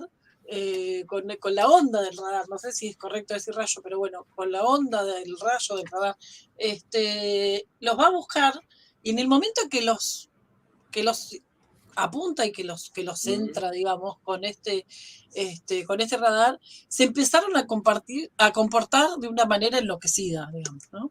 Yep. And so now this funny thing is I had the radar beam. Yeah. When it began to hover, it stopped, and it stopped over. Empezaron a subir. Yeah, subían y se paraban. All of a sudden, and you can hear it on the phone call, I said, I have multiple returns now. Multiple means that I could see en el teléfono more hablando than con la one. gente que lo veía. Yes, but they were lined up with my. I had my beam down there, and can you show this more? Yeah. They were all in line. Sí. ¿Estaban en línea? Yeah, they were in a line that pointed towards Muskegon. It was as if they knew that I was watching them. Estaban en línea apuntados hacia Muskegon. Entonces él se da cuenta por eso de que ellos sabían lo que fuera que eso era, ellos sabían que estaban siendo escaneados y lo demostraron con los movimientos, digamos. Tremendo. Mira, ahí vino Tere Romero, bienvenida de la Mateada OVNI, California. Gracias, Tere, por estar ahí. It took me a long time to admit it, that because I thought maybe they're playing tricks on my radar, but I found out the technology was not there to do tricks like that with the radar. And also, not only that, but it is against federal law to play with radars because of general airline safety in the United States. Now, maybe out over the ocean, it's okay, but when we're talking about within the United States or other countries, especially, you cannot. It's against the law to use false echoes. And so I highly doubt that they were playing objects. And the reason why now I believe that is because there was somebody on Lake Michigan shoreline who said that he saw them lined up. So he saw what I saw on radar. And alguien vio, digamos, en persona lo que él vio en el radar. Alguien pudo observar esa línea de navegación que llevaban, por así decirlo. Lo pudieron observar, o sea, observable directamente. Tenemos dos tipos de testigo acá, déjenme decirles. Tenemos dos tipos de testigo. Un testigo que los está viendo en un radar, un testigo que es científico, que es meteorólogo, que estudia, que está apasionado de los aviones desde pequeño, que viaja, que sabe de lo que se trata, que conoce muy bien la zona, porque ya conoce perfectamente todo ese entorno, todas esas ciudades, que nació ahí, que además está con un training especial acerca de este funcionamiento de estos radares particulares, más allá de otros meteorólogos comunes que de repente presentan The Weather en la televisión y eso, pero él está entrenado para esto, está entrenado con unos cursos muy exigentes y muy intensivos. They are very hard, the courses that you make it to do. Yes, yes. You have indeed a very you have a contest. You win a contest or something like that, or you are in the top because of your training. I mean, I would say that because, I was. The National Weather Service began hiring degreed meteorologists. So le dio el Servicio Nacional de Meteorología, le dio el grado más calificado, el más alto grado que se puede tener, ya que lo tiene en lo que es el estudio del servicio meteorológico. Es la máxima calificación. Punto. Después de eso, nada. So the National Weather Service went the direction where we were going to have all the weather offices be pretty much the same. There were going to be less of them, but they were going to be staffed by mostly meteorologists. Whereas the station I was at initially was stationed by what we call MET techs, meteorological technicians. They were not degreed meteorologists, but they had experience, for instance. Había otros que no eran meteorólogos, pero tenían mucha experiencia. I need to show that, sorry. Look at that. Oh, yeah. Vigilante del cielo, cazador de ovnis. Gracias. Felices 2 años. Muchas gracias. Thank you very much. That's very nice, oh? Yeah, what does this mean? What does this mean here? Very creative. Make it. You have subscriptions. Is that what that means? Yeah, it's not, but it's you like and subscription. That's nice. On share, nice. Comparte, share. Oh, good. Happy 2 years. Happy very nice. I love it. Very nice. Qué lindo. That's very nice. Okay. Mira, ahí tenés un saludo de Jack especial, vigilante del cielo. Gracias. Gracias. Gracias. Now, all right, if you're, I don't know if anybody heard on that tape where I said, "Oh my God, what is this?" Okay, and that was because. What do you think at this moment? At this point, do you are starting to suspect that it is an UFO or ovnis? Le pregunto si a ese punto ya estaba sospechando que eso fueran ovnis. Yes, and I will tell you why. Because when I said, "Oh my God, what is this?" Because they were lined up with the radar. So, and I would have the beam straight and looking at it, the radar beam, and then I began to bring it up and down like this.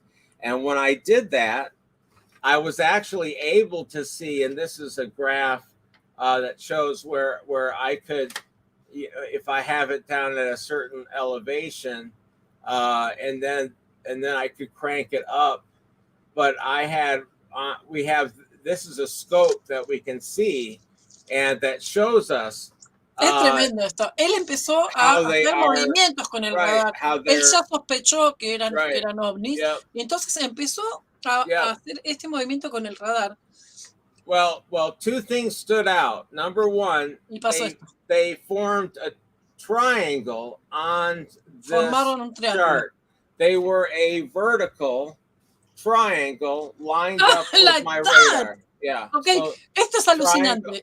Triangle lined up like this. I understand. Like this. And the top one right here was up at 55,000 feet. Moment, I need to translate. Que alguien me traslade 55,000 millas. That would be 55,000 feet. That would be about let's see. Think about. Let me translate. That would be about 18 miles high. Okay, 18. No, I'm sorry, 18 kilometers high. And you say kilometers or kilometers? Kilometers, yes. Okay, that's how I pronounce it. All right, so the thing is it was hovering at 18 kilometers. Nothing that we have can hover at 18 kilometers because there's not much air up there. Hay mucho aire, no hay nada de la tecnología. About our technology, you mean? Right, about our technology. It's not able to we have to be moving no fast. hay una nave capaz de moverse en esas alturas a 18 kilómetros y además con nuestra tecnología y a esa velocidad sobre todas las cosas. O sea, tremendo, tremendo. Por eso él empieza a hacer este movimiento con el radar cuando él ya sospecha que acá está pasando algo extraño. Okay, Jack, let us make a little pause. I need to show some other videos. Take a breath, take a little bit of water, and we make some.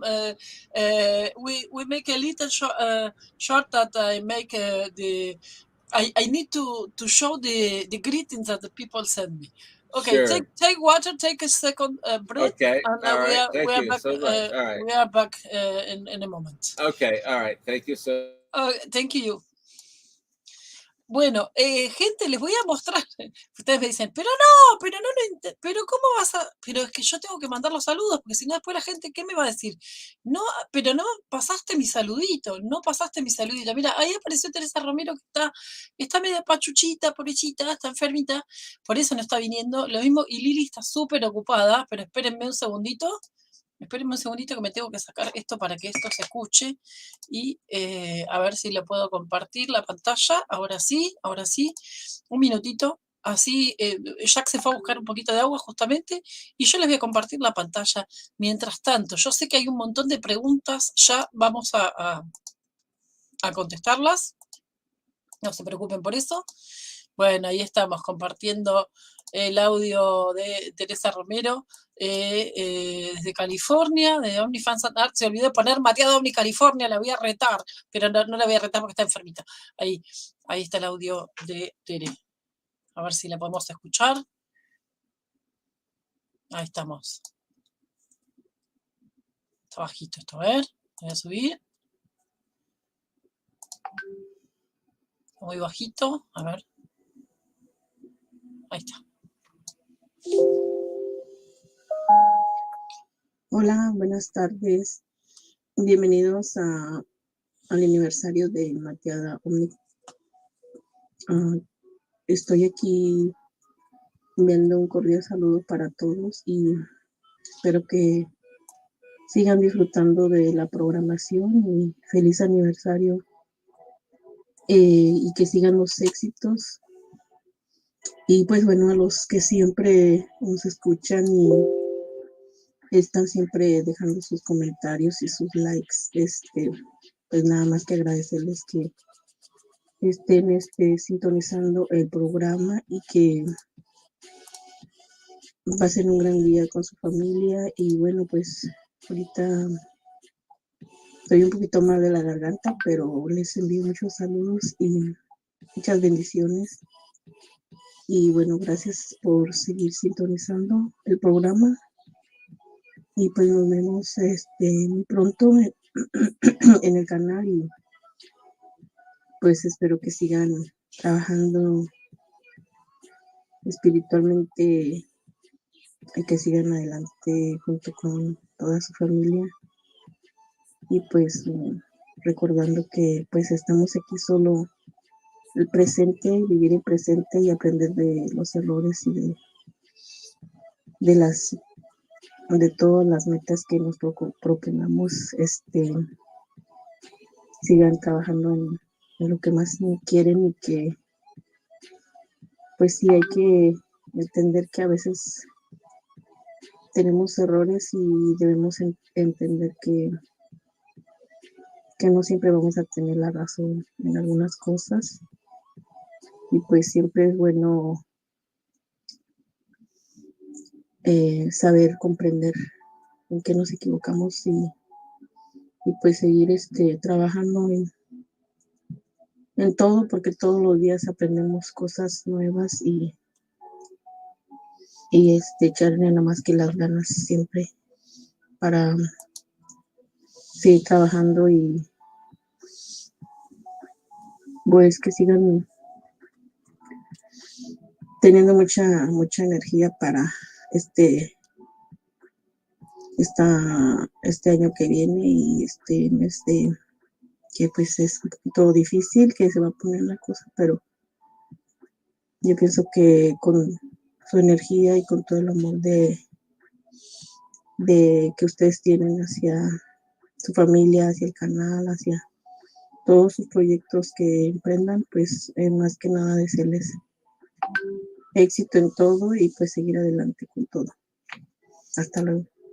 Muchísimas gracias, Teresa Romero, gracias, amiga, gracias, espero que te pongas muy, muy bien, te mando un beso muy grande, enseguida estamos con Jack, voy a pasar otro saludito más aprovechando, así no lo interrumpo tanto porque tengo varios saluditos, y mi amiga mexicana, tengo muchos amigos mexicanos, ahí está, vamos a poner la dupla acá con este señor, a ver si lo conocen, a ver si lo conocen.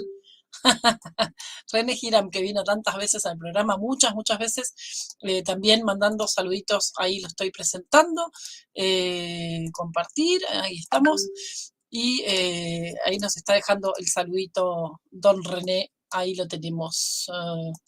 A ver, hice lío, toqué sin que... No, quería correr y toqué dejar de compartir. Aguántenme un segundito, que hice lío, presentar, tengo que volver a aplicar todo. Estas cositas que tienen los live, pero que son cositas que se solucionan en poquitos segundos, por suerte. Tiki, tiki, tiki por acá, mientras seguimos acumulando preguntas. Tengo un montón de preguntas para allá que vamos a ver si las puede responder algunas, por lo menos. Mando un gran saludo a AINE DEL RIO y lo que es la mateada por su segundo aniversario. ¿Cómo ha pasado el tiempo, no? Ajá.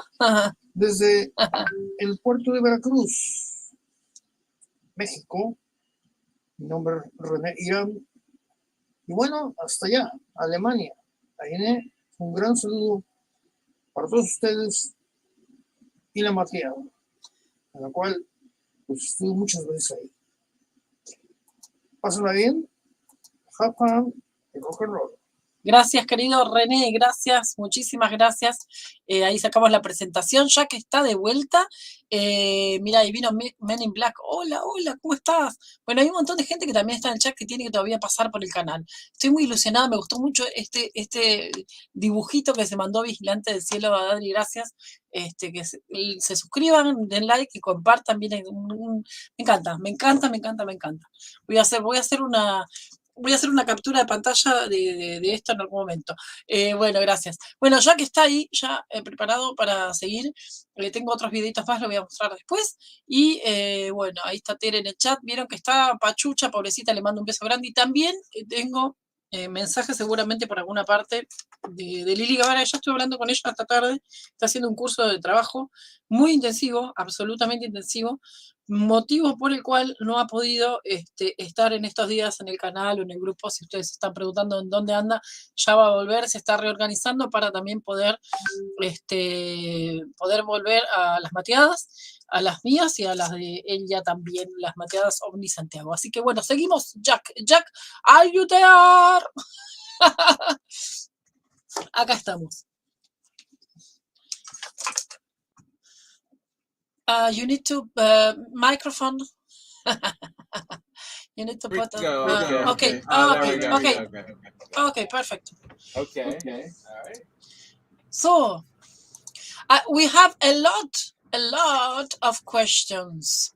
Do you want to start to answer some question, or do you want to go ahead with the case? Tell me what you prefer. Yeah.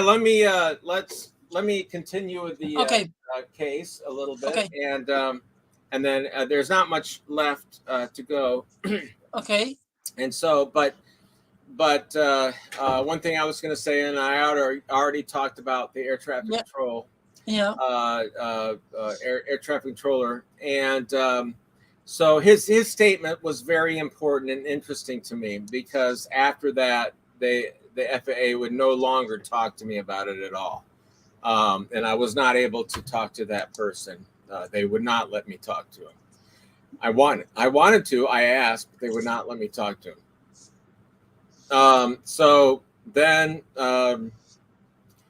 So after that, I had to do my duties. I did call, my normal duties with the National Weather Service, but I did. After that was done, I did call the police again, and to make sure that who they were actually who they said they were. I pretty much it was just kind of an excuse to call them. I knew they were the ones, but I really wanted it. I was really wanting to know more about what they saw. That was more. Él llamó a la policía. Él llamó a la policía. Quería saber más de lo que estaba pasando. Right. And so it verified what it was just so interesting, because what I could see on radar was what people would see on the ground, and that really amazed me. That it told me that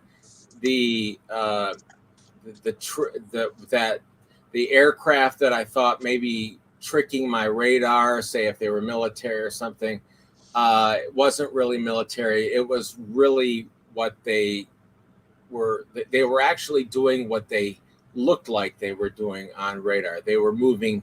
They would move in a triangular formation, but one would move first, then another one, and they would go back into a triangle. Like a dance, Jack. Yes, you're right. Like yes, ting, exactly. Ting, and taking the position. That Absolutely. remember that when you make a choreography in ballet, and they make a formation, but they need to go to, and they don't go all together sometimes. Sometimes yes, sometimes no. But it's very interesting this thing from the formation. La cosa interesante era que para mostrarse a él, primero se movían como de un punto al otro y se volvían a formar el triángulo. Él movía el radar, movía el haz de luz del radar o el haz de barrido, y estas naves se movían como al compás. There was no music. There was no music there. No. Yeah. But I think, I think the universe has his own music that we don't be able to interpret that. Absolutely. That's my thing. Now is people is going to hear the trees on the water, on what they create music with his rhythm, his live rhythm.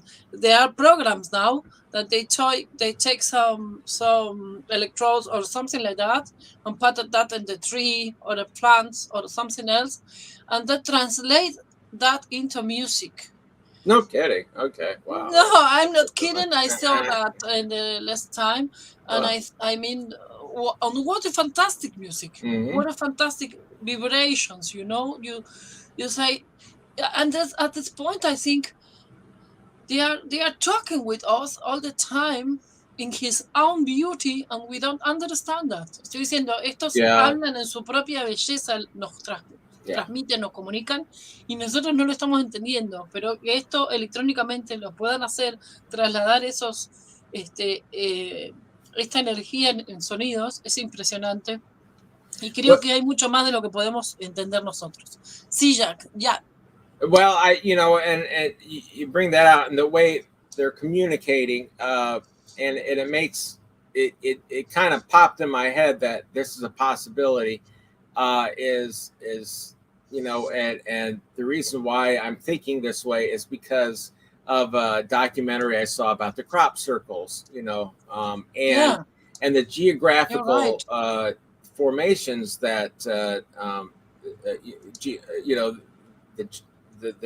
geology that they make, or geography, that they make of the formations, and it seems like they seem to communicate with making geographic formations. They made geographic formations in the sky. They make geographic formations on in the crop circles, and people that have said that they have seen writing. They use hieroglyphics or some kind of geographic type writing or symbols.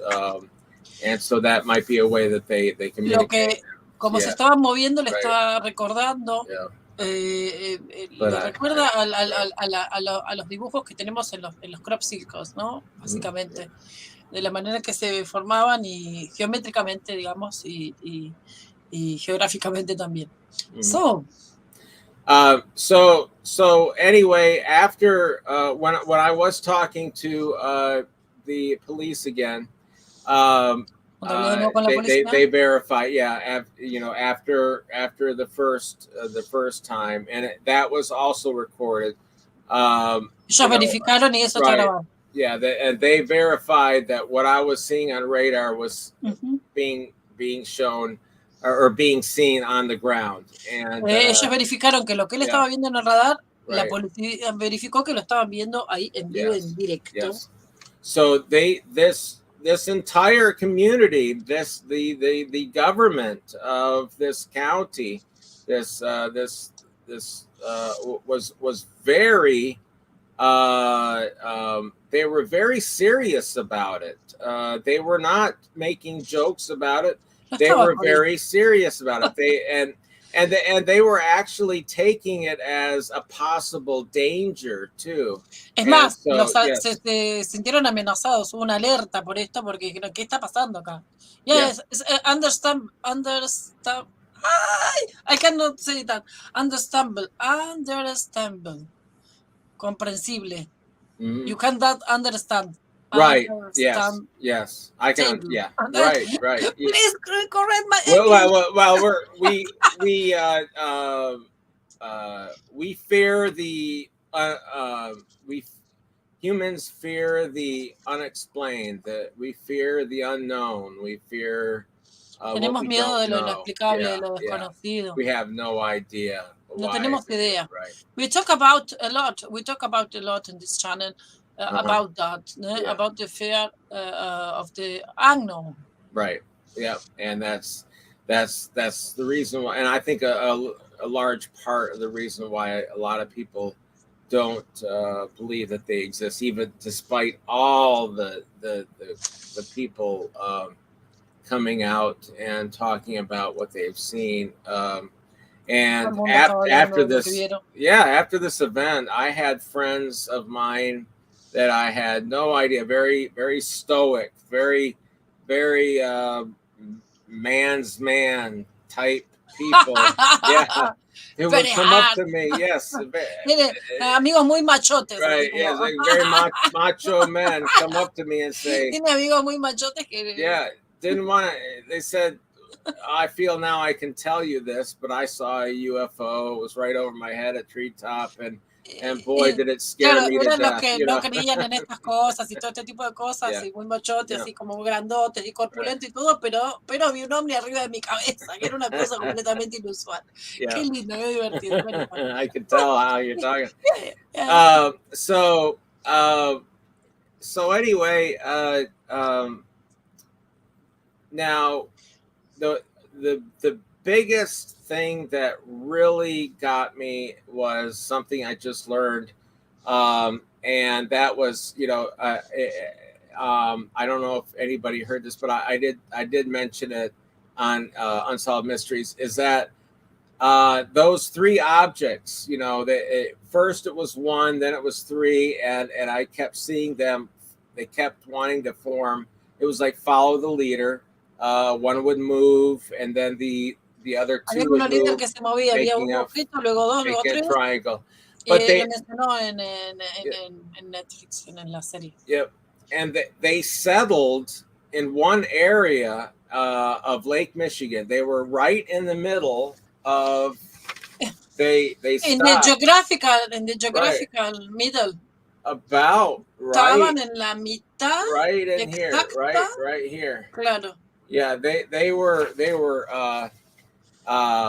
right in the middle of Lake Michigan, way to the south, and then I started seeing dozens of them. I saw them, maybe 100 of them, and they were just hovering there, and and I would see. Sorry, can you just say again? What 100 from what?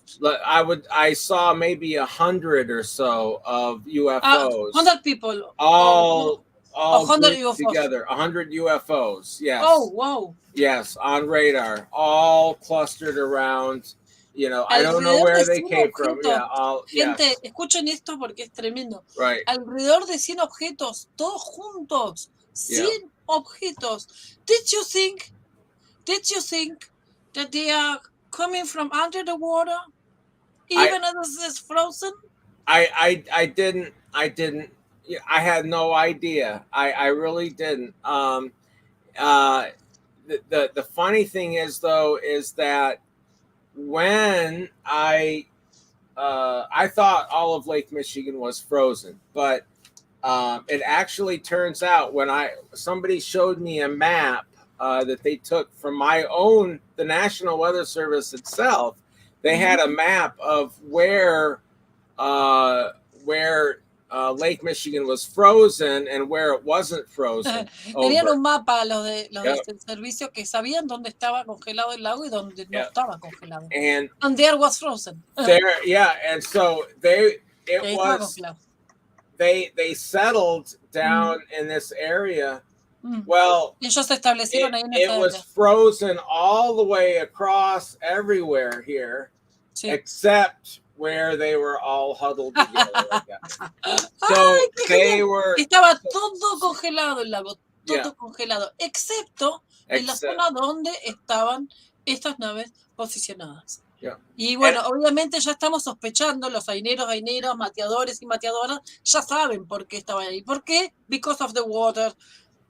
By they use the water. Right. Ellos estaban ahí porque usan el agua. No hay una explicación. After 30 years, I did not know that was open water, that where they settled was open water. You know, I didn't, it was a mystery to me why they would be all clustered in that area. And it made sense when I actually saw a map from my own agency that showed, you know, well, there it is. They showed exactly that they were all huddled exactly to the north edge of where the ice was not frozen. They were in open water, and then aguas abiertas, se fueron al punto exacto donde el agua estaba accesible, que no estaba congelada. Right, and there was a from somebody that I heard from MUFON. Mutual UFO network that we have here. They hablando de MUFON. Yeah, right. There was a couple who were out camping, and they you know, on Lake Michigan at the beach, doing some cold weather camping, and they saw what they said, an upside down waterfall. They said the water was coming out of the ground, out of the lake and into the ship, and it was being sucked. Yeah. O sea, hubo testigos, ahí también hay playas, hay en todo el área, o sea, había muchísima gente. Y hubo testigos presenciales, populares, que vieron cómo el aparato se situaba encima del lago, en esa parte que no estaba congelada, y había una enorme catarata de agua, pero ascendente, no descendente. O sea, se estaban afanando el agua prácticamente. Amazing. And so that happened with the Australian tanks. That happened in Argentina many times. You know, okay, yes. You know what? We have these tanks that they have. Sorry, I just derived something. They are enormous things that is near in the land in Argentina, and the animals, they are going to take it. They are in reserve, you know, to water. Very big. The tanques australianos, we say that. And 400,000 liters or something like that, they disappear in minutes. Yes. or second, you know. Oh, I know. There's nothing able to go to pull out. Where? Right. No, it's no water in the nearby. No. It's or you don't find nothing in the they take it. Right. They take the water. I think they need, obviously they need them. They need water, and it's just it just absolutely shocked me when I saw where the open water was, and because it lined up perfectly with where the ships had a rendezvous. I believe they made a rendezvous, which is where they gathered together right in that place. Now, and now because of all of this, I'm I'm doing something that I didn't think I would be doing. I always was very interested in this case, but now I feel like I'm getting so many reports from the public that are very interesting, and so I feel like it I need to research this. I feel like I'm retired now as a weather service meteorologist, and so I'm looking for something to do as a retired person. And I think this is something that I almost, in a way, I almost feel like I'm obligated to do this because I saw something that not many people get to see, and so the first thing I'm going to do is going to write a science paper about how my radar, the type of radar I worked, how it works, and also how it was able to see these objects that it could see. So, and this, I'm not going to charge for that. And you're very welcome to do something with. And I'm not, believe me, I am not in this for any money. I have not made Unsolved Mysteries is not, they never paid me to be on Unsolved Mysteries. In fact, I paid my own way to get up to Michigan. But it's not nice. Yeah, so I. Dice que no le pagaron Mysteries. Él está retirado y por suerte no depende de que le paguen para ir o venir. Pero que bueno, por un lado no le pagaron nada, ni los tickets le pagaron. Me parece una barbaridad cómo lo están explotando. They are paying, underpaying also the people that work, actors on some. They would pay them. Not pay very, but very they didn't pay us, no. No le pagaron, y así como están pagando menos a los actores, están haciendo una cosa más barata, como un cine más accesible, digamos, pero al mismo tiempo le están bajando también los cachés a todo el mundo y todo esto, ¿no? Los señores Netflix, que ya que estamos, le hacemos publicidad, pero también decimos las cosas como son. So, just a second, Jack, hola, vine, dejé mi live, volví y pensé que ya no estaría. No, que no vamos a estar, acá estamos firmes como rulo de estatua, 2 horas, 2 minutos de transmisión. 2 hours, 2 minutes of transmission. We are going. That's no problem. Yes, I could speak for a long time. There is so much information, we need to make we need to make another show. Yes, and I'd be happy by the way, you have time now. You have time now. I am very pleased that you come, like we talk about it. I offered you some fixed place to talk about your things, your tema, this and other things that we are talking. We are coming to discuss in the show in the future. And that's why we talk about. We already talk about of that, and it's really a pleasure to me to announce that. Le estoy diciendo a él y les estoy diciendo a ustedes que tengo el orgullo y el placer de decirles que vamos a estar colaborando en ediciones posteriores con Jack, mostrando más evidencias de este caso, pero también de otros casos que estamos empezando a trabajar y a recolectar. Así que también les comento que cualquier cosa que quieran escribir cualquier caso que quieran presentar o lo que sea, lo escriban a ainedelrio@gmail.com, así como yo me estoy haciendo cargo de las comunicaciones de él en español, ¿no? Yep. And as I said, that there's just so many stories. I'm taking the Spanish communication saying, to right. Yeah. People saying, that they were driving when they saw this UFO. I mean, it's unbelievable how many messages I'm getting, and so I'm actually committed, and I really do feel obligated. Se siente obligado, si lo dijo antes también, a transmitir esta información, digamos. Right. Ahora que tiene tiempo, que está jubilado, entonces que está retirado, entonces tiene tiempo, pero también de alguna manera siente que es como una obligación moral que tiene de abrir finalmente. Why you don't do that before? ¿Por qué no lo hiciste antes? Well, I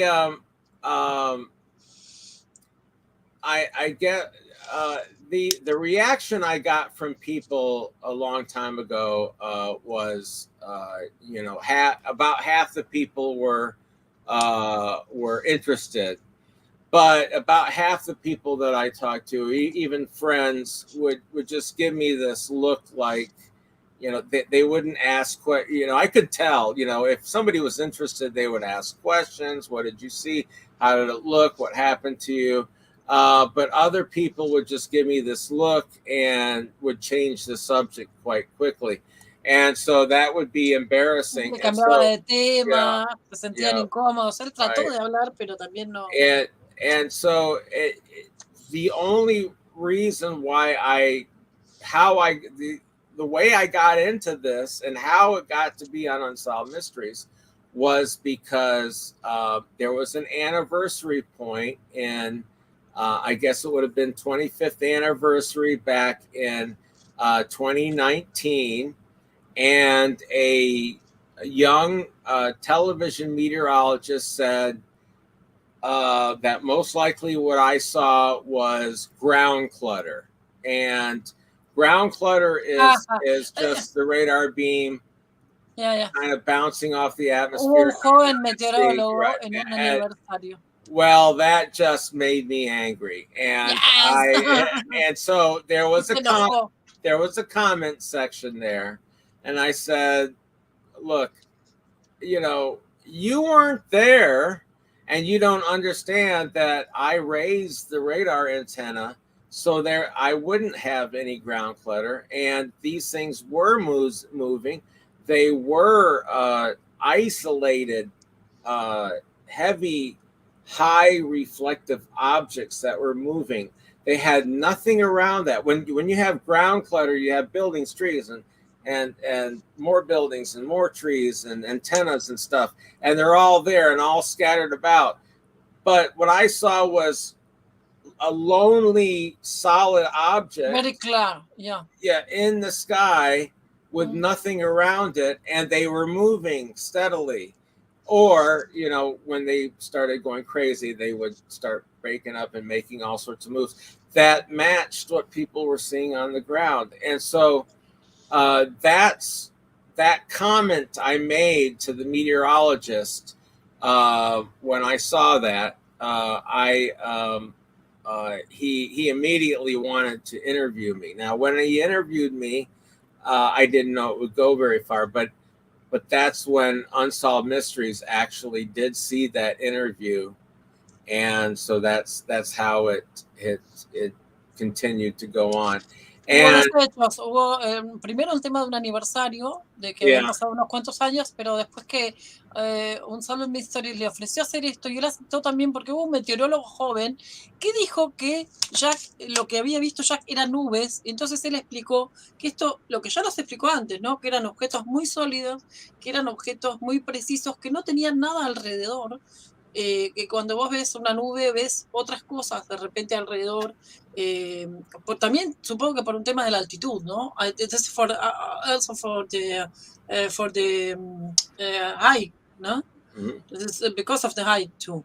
Yes, because of the height And because there's a scientific reason why as I raise the antenna up at a higher angle, él movía la antena para arriba, ¿no? You're not en going un to ángulo determinado, entonces no podía haber otras cosas en el camino, como árboles, cables u otras cosas que interrumpieran.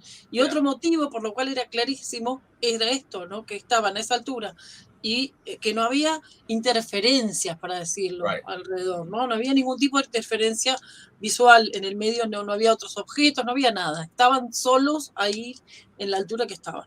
Yeah, and so you could say that the reason why I came back, or I came into started talking about it, is because I am retired now, but also because, you know, a meteorologist who is half my age said, you know, that I basically was saying I didn't know what I was looking at on the radar, and it triggered me. And so él se enojó and so away we went, and also, you know, with you're proud.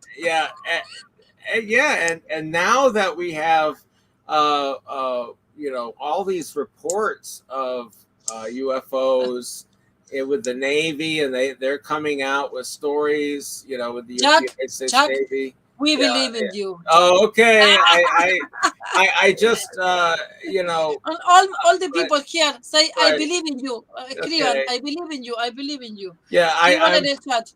Definitely not. I'm definitely not in this for the money, because there is no money. There's nothing, you know, there's no money. Yeah. I'm actually spending money to do these interviews. And so you know, that's why I bought this. And so you know, but and also fame, you know, you know, this happened 30 years ago. If I wanted fame, I would have talked about it a long time ago. You know, it doesn't Hablando de spend, pueden dejar un donativo acá ahora mismo en el acto. Acá está el PayPal para que puedan aportar, porque es muy importante para nosotros para poder seguir sobreviviendo, por lo menos para este pequeño canal, para poder comprar. Look at that.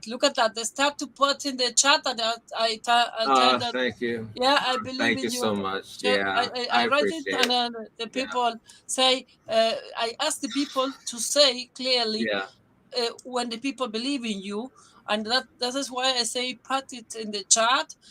Because you can read it, you know, ustedes que están mirando, por favor, ustedes que me están agradeciendo tanto haber traído este invitado tan especial, si pueden colaborar, aunque sea con un cafecito al mes, hacerse socios del canal, apretan el botoncito que está ahí abajo que dice unirse, share the channel, you can do it, and you can also make a little donation, a peak. We take everything, transatlantics, everything that is possible, because the production is a big thing. And sometimes it is possible that they need to go anywhere. You know, you need to move 100 kilometers, and you need to spend 200 euros here, also for making production. You know, the cost is all costs so much. Y por eso les pido, si ustedes pueden colaborar con el canal para ayudarnos a crecer. Ayer, con el Black Friday, me compré una memoria externa de unos 10 teras. Que fue una de las más baratas que encontré. Compré la marca Pirulo, pero no importa. Pero digo, son cosas que son gastos para el canal, así que si nos pueden colaborar, se les agradece muchísimo. Les voy a colocar el link acá mientras Jack sigue contándonos, que ya vamos a ir redondeando lo del caso, ¿no? Ahí está leyendo atentamente en el chat. Dale. Okay, go ahead. I was just going to say I very much appreciate, and I was very shocked, actually, that a lot of the comments that I see on some of the interviews are all positive. I haven't seen anything negative.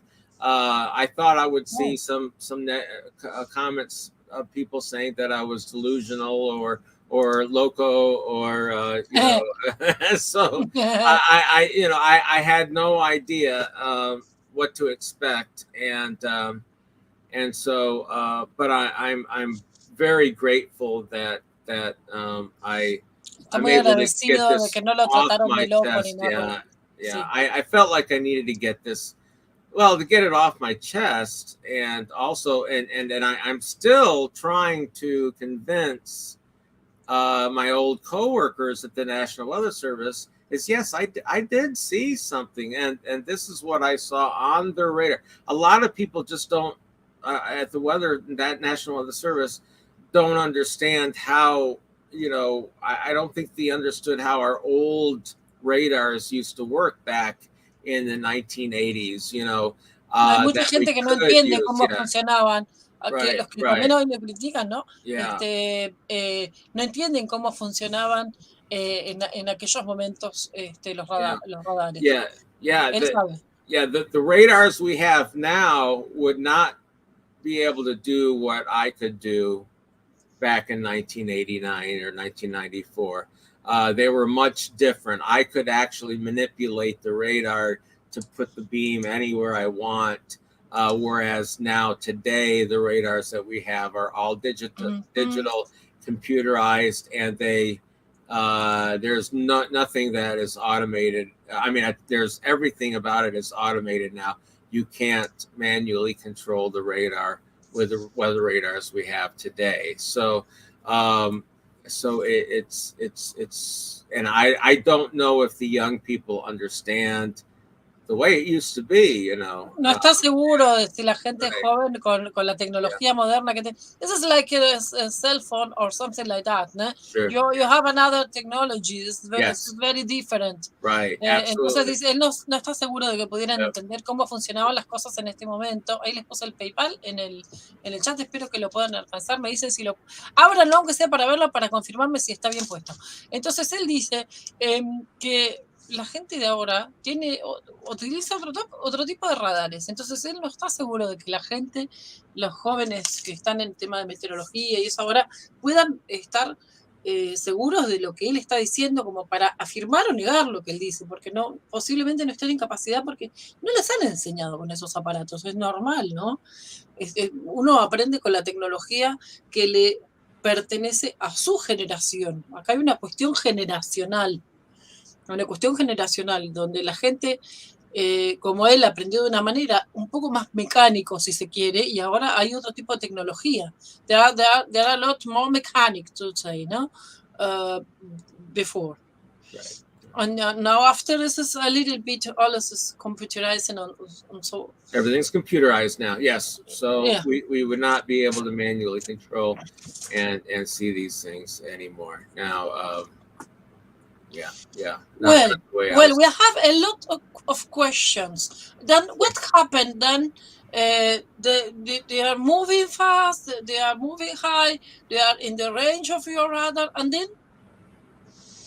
There was. Yes, they, then when I saw them at their rendezvous point, which they got very close together, and I could see that they were hovering. They were standing still pretty much the most of the time. Now there you would see a couple moving within, you know, kind of sneaking around within the cluster of UFOs, which was really odd to see, you know, where you would see one or two amongst dozens or maybe about 100 of those UFOs, and you'd see one or two moving around, kind of scooting in between them, and that was a interesting look to them. It reminded me of, to be honest, it reminded me of insects or ants that had found a sugar cube. Para ser honesto, me parecían insectos como se movían. It honestly reminded me of ants that found a sugar cube on the ground. And they were all clustered around it with a few, you know, with most of them kind of eating at the sugar, but a couple of them moving around. It really was a very interesting look. Yeah. Right. Yeah. And so I watched that for about 2 hours till 2 a.m. after my shift. My shift was done at midnight. And then at 0200, I went on home. Yeah, that was about it. let's see. Let's see. Yeah, they just kind of disappeared one by one, and then there was barely any left by the time I went home. Yeah, there was hardly any left. I don't know where they went after that. But I knew, because Chicago, they were very close to Chicago, and I knew that Chicago had to have seen, well, I mean, not the residents of Chicago, but that people flying into Chicago over Lake Michigan had to have seen something down there, unless the UFOs didn't have their lights on. And that's another thing is why do these UFOs have all their lights on? And actually, it's like they're making it's like they're showing off, and they're doing an air show, or something, with all these lights and all the, it's almost like they're trying to communicate in that way. Now, when they were in the middle of Lake Michigan getting this water, I'm not sure how visible they were, but it was found out that two pilots, airline pilots from two different planes, did see something, did see these UFOs right where I said that they were clustered up trying to get water out of the lake. So, that verifies my idea that some that Chicago airline pilots would have seen something, because that is the lineup going across Lake Michigan and down into Chicago and Chicago O'Hare, and that they would see that. It's impossible they don't see. Yes, but they, airline pilots do not like to admit that they saw anything. And so if two airline pilots saw that, then I know that there's a lot more that probably did, but did not report them. Hay dos pilotos que parecen haber reconocido que lo vieron, digamos, todo esto. Y además es muy probable, porque hemos hablado más de una vez de esto, de esta trayectoria que tenían estos aparatos, que de alguna manera parecía que estaban apuntados hacia la parte del aeropuerto, ¿no? They are in line from the airport also. It's in the line of where the planes fly. Yes, yeah. If you look right about, let's see, okay, so abajo a la izquierda está, por ahí, sí. So, yes, actually, it lines up. All right. Yeah. Ahí abajo a la izquierda está marcado. Yeah, this is Chicago O'Hare Airport. See this line? Este es el aeropuerto de Chicago. Entonces había vuelos comerciales, se le está comentando. ¿Ven esa línea? Dice. This line that you see right here would be where the airline pilots just a second. line up to Let me. Yeah, there we go. And yeah, this line right here would be where they would line up. Now, where I saw the objects, they would be around here. So we're talking maybe about 100 and let me see. We're talking about a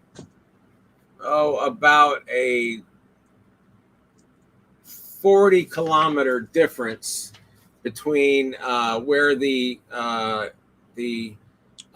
airline traffic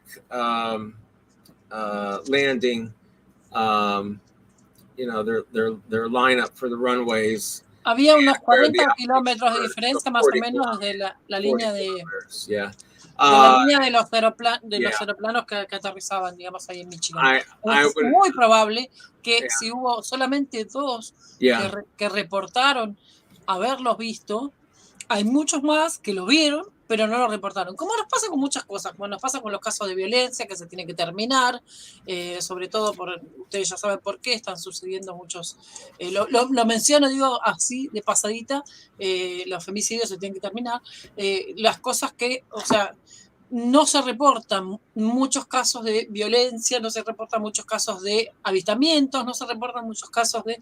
O sea, lo que vemos siempre es la punta del iceberg. Aproveché este inciso, lo quería decir en algún momento del show, esto porque están pasando cosas muy feas en muchos países. Entonces, vemos solamente la punta del iceberg. Vemos la punta del iceberg, pero hay mucho más de lo que se ve. Ok. Jack, dice Laura, ahora para todo utilizan la inteligencia artificial. Claro, correcto. Que they use for everything now, yeah. Bueno, suscríbanse al canal, compartan, ahí les pasé el link del PayPal para que puedan hacer algún donativo, está el link ahí, si pueden colaborar con lo que puedan, un cafecito al mes es un montón para mí, suma, uno y otro, suma. Muchísimas gracias por las colaboraciones. De antemano, se los digo, estoy decretando que van a llegar. I have a lot of questions, but I want to give some place at the question that the people make, Jack. Bueno, dijo que entonces al final, en un momento, empezaron a desaparecer y ¡shum! Se fueron. ¿No? All right. Bueno, there are a lot of questions. I need to go up the beginning, at the very beginning in the chat, because you can take a little bit water or something like that if you want. Okay. Okay, I am looking. Just a second. Ok, vamos a mirar las preguntas. Bueno, los saludos de Elme, Marilú, un montón de gente, Yamile, ya les pasé. Pregunta. Bueno, esto lo preguntamos, pero bueno, se lo vamos a preguntar igual.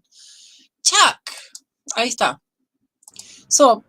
Pregunta, Jack marcó un punto de inflexión importante en su manera de ver la vida, la realidad de esta experiencia, para positivo o negativo. Elmer pregunta si... I'm sorry, I need to say that in English. Sorry, I'm very sorry. I think I know what he's saying here. I see the word plasma and negative and positive. Let's see. Your point of view of the life changed after this experience? Oh yeah. And negative or positive? I did see something. Okay, it was a different one that I saw. Yes. After this experience in 1994,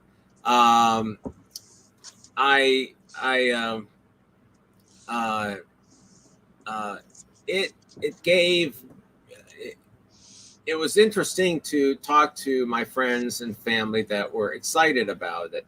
And I would say that it finally gave me some validation that, for myself that, hey, there really is, something going on. I mean, I saw it with my own eyes that there really is a technology. I was really impressed with the technology. Oh boy, wouldn't it be great if I could actually, how about this, AINE? If I come out and you could have, I could hop on this craft that they had and do the interview with you tonight and be there within a few minutes and then come back home the same night. So this technology is amazing. Where obviously, if we had this technology, I am hoping. I would like to be able to. Right. How would you like to go home to Buenos Aires whenever you feel like it? To visit you and the coming. Yeah, or like the transport in the Boyar, Yeah, and be able to. I will love that. No more crashes because we can. We know how to deal with anti-gravity. We would have we could yes, no more flights. More flights. Germany, Buenos Aires, gravity anymore. 16 hours. Yeah, right. And no more flights of 15 and 20 hours. So and you know, and also learn more about space. And I'm a big fan of NASA and ESA and all the other space agencies that go to other planets and find out what they're like. You know, it's just amazing to see, you know, what other worlds look like, and you know, how they're made and things like that. And I'm just waiting to find, you know, some kind of validation of that NASA will find some microbial life, you know, some bacteria on another planet finally.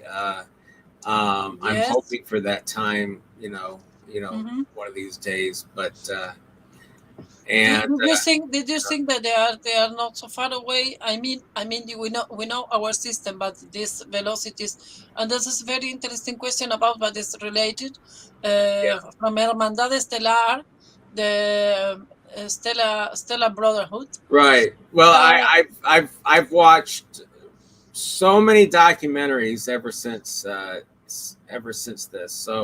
So yeah, I've learned quite a bit, you know, and I know South America, for instance, has a lot of activity down there with all sorts of you know, of this type of proof of ancient type aliens that have been around for centuries. You know, you have your, you know, the skulls that are elongated. You have the Naztec lines. You have you know, cave walls that have drawings of saucers, you know, on tripod legs, and with what looks like astronauts standing out there with their helmets on. It's you know, to see that, you know, from a cave that was and it was drawn, you know, hundreds of years ago, to see what people would have expected to see what spacesuits look like, and what, you know, I mean, people didn't even know what a tripod was back then, let alone in a spaceship, a flying saucer with 3, you know, landing gear on it. Those types of things just have to make you wonder, you know, how you know, that these people back then, it couldn't have been from somebody's imagination. It had to have been something they saw. They, you know, how do you when you haven't even seen cuando vemos en el arte y en muchos símbolos este tipo de manifestaciones, él dice que, bueno, en ese momento no existían ni siquiera los aviones. Tienen que haber visto algo realmente físico, tienen que haber visto algo de este tipo de tecnología para encontrarlo en las culturas y en las artes de todos los tiempos anteriores, ¿no? a nuestra cultura. Hermandad Estelar, ask you if you think this object could be able, or they check the water from the lakes, ocean, rivers, to open dimensional portals or dimensional other dimensions, and go on, have an access across them to our physic plane, to our physic world. Yeah. Did you think? I've heard of those theories, and it's very possible. I've been reading about quantum physics, and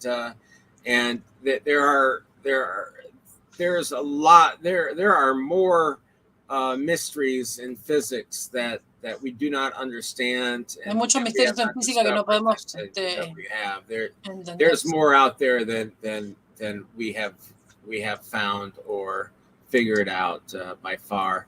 And so it's you know, there's a lot more. We have not discovered everything yet. We absolutely have not discovered everything yet. And the scientists that say Todavía no descubrimos todo. No way that there's this or this or this happening. I think they're just closed-minded, and I mean, I actually read an old newspaper article where a scientist said, literally within a week of the first airplane flight, this scientist said that there was no way that we were going to ever be able to develop heavier than air flight, and yet a week later we did, and so, it's amazing, so I really think this comes after years and years of thinking about it, and actually I thought about Es increíble cómo pudimos desarrollar esto, ¿no? So much. I've thought about this so much that I actually get headaches thinking about it, because I'm thinking about it so hard that I don't, I just I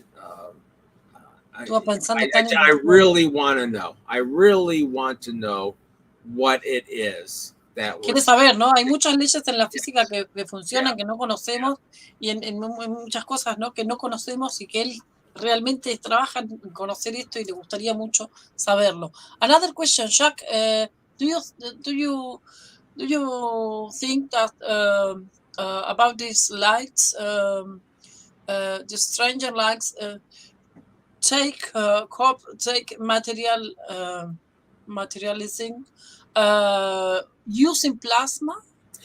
Actually, they could be before. They could be before energy and then plasma. Right. Yes, I will tell you why. I now, and in this case with my night on March 8th, 1994, I believe those were the everything points, the science points towards that they were solid objects and they were large. You have people that actually say they did see beyond the glow of the light. They did see equipment, or they did see a metal shell, or so, and so on. But I've heard this before around a small mountain down here in Georgia, near Atlanta, Georgia, about these balls of light that seem like plasma. Estuvieron habiendo avistamientos de bolas de luz que era como energía plasmática.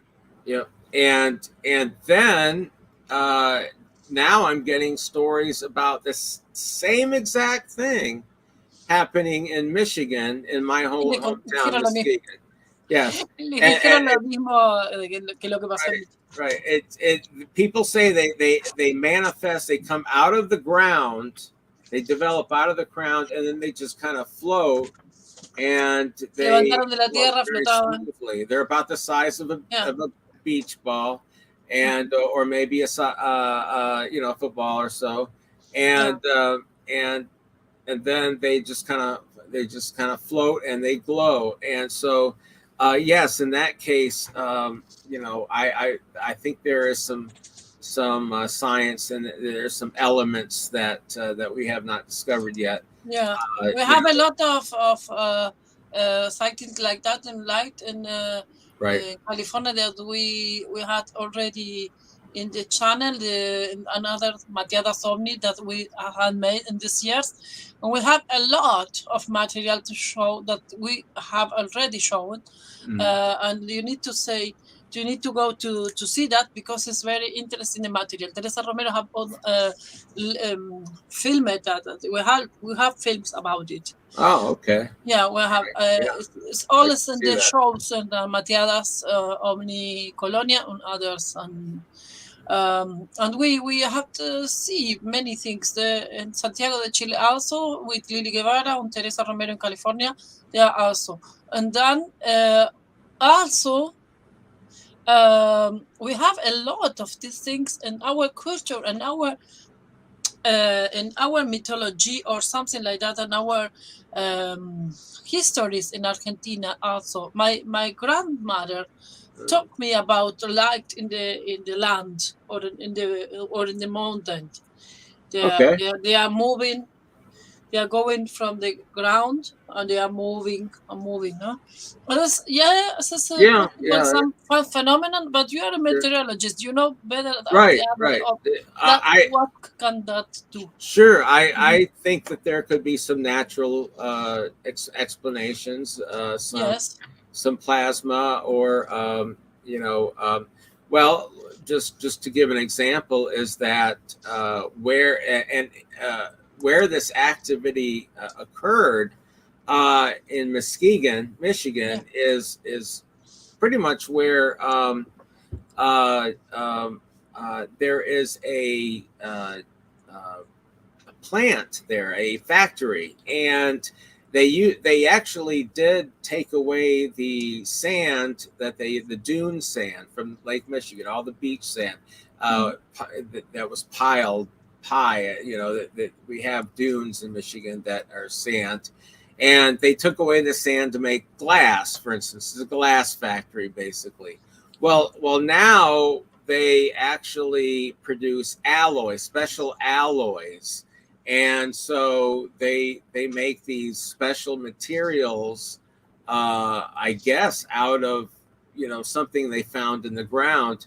But this is the place. Encontraron algo en el piso, parece que están hechos como de una materia particular, este nuevo tipo como de naves que le llaman. There's a sigla, no? About it, it's acronym or something like that. Yes, probably. And can you write it in the chat? The name of that? Not at this moment. I'll have to do some. Okay. Let me do some research on that. Only not the channel or something like that. Only the name that I understand. Okay. To be sure if I understand. There's something. There is something called ball lightning. We don't know how it. That's I know pretty much what it. And so yes, we have ball lightning. We don't know how it forms. Ball lightning. And ball lightning is strange. It can actually chase people. They think because it when people are moving away, that it creates some kind of a static electricity that attracts it.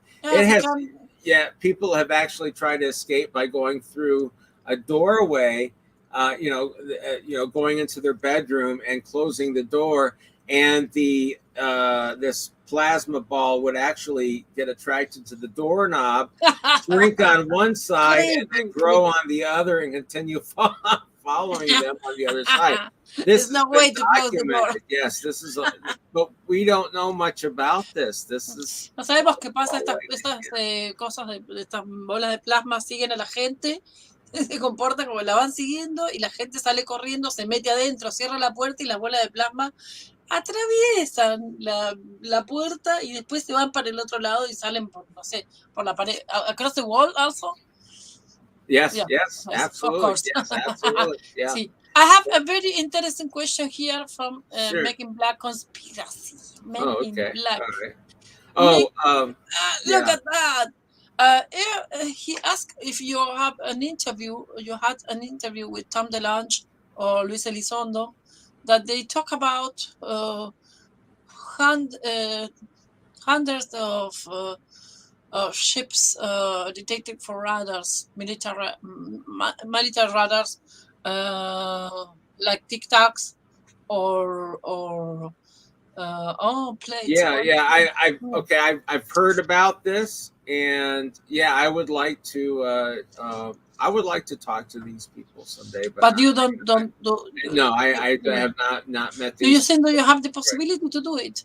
Yes, I would like to. Yes, I would like to go and talk to these people now. Yeah, absolutely. Have you ever contact with them? I have not yet. There are so many people that I'm trying to read through all my messages I'm getting from people, and I want to respond to them, and then of course there's a couple other interviews people want me to do, and so I want to get that done, and then I'm going to start really talking to people about what they saw, maybe to the point where I actually give them a phone call, and so what's interesting is that all these people seem to have seen the same thing. They explain, they talk about the same thing on that night. They explain that they saw the same thing that night. My stepsister actually says that she has seen a UFO look just like it was just basically it was hovering over a car. She's a nurse and she was coming off the midnight shift, and it was 6 a.m. There was nobody on the road, and there was a flying saucer over just above the car that was across the street from her, waiting at the red light. And she saw it, and she's a very serious person, a nurse, you know, and she saw it, all of a sudden it just kind of streaked away really fast. Wow. Just a second. Right, yeah. God. La hermana es enfermera y toma la nave, parece que no sé si cruza el lago, y estaba en el auto y estaba parada en el semáforo. Dice la hermana es una persona muy seria, entonces estaba parada en el semáforo y no va a estar, como es muy seria, no va a andar diciendo pavada, y estaba parada en el semáforo y vio pasar algo así, ¡sac! Para el otro lado, muy rápidamente. Yes, and my stepsister, she's the oldest, and she was the most serious, and so she would not be one to make a story like that. But it wasn't. But see, that's the thing is other people have seen and described exactly the same thing, the same colors that she saw, the red and green. Otras personas que lo vieron también. The ship, yeah, and the yellow, like what she saw, energy source at the bottom, so it was as if they were seeing the same type craft everywhere, you know, in this region of Michigan. And where they come from, I have no idea. Of course, you know, I would imagine. Okay, let's say, you know, okay, let's say they're extraterrestrials. I would imagine that that maybe if they were, it would make more sense that instead of flying back and forth to their home planet all the time, that they would actually have a base or several bases here on the Earth. They could be, right. They could be underneath the ocean, underneath Lake Michigan. They could be in Antarctica, or they could even be on the moon. You know, a moon is a great place to view Earth. Yes, So there are so many places, right? But I'm just saying this in case they are extraterrestrials. If they are, you know, you can't know for sure yet until you actually see one for yourself. And even then, if you see something, you know, you don't know where they're coming from. You know, sabes de dónde viene. Were they always here and on the Earth? Were they, you know, were they? I have no idea. You know, I just don't know. You know, it's hard for a scientist to actually talk. Es difícil para un científico hablar, pero él no puede decir de dónde vienen. Pero podría tener bases acá o en el Luna.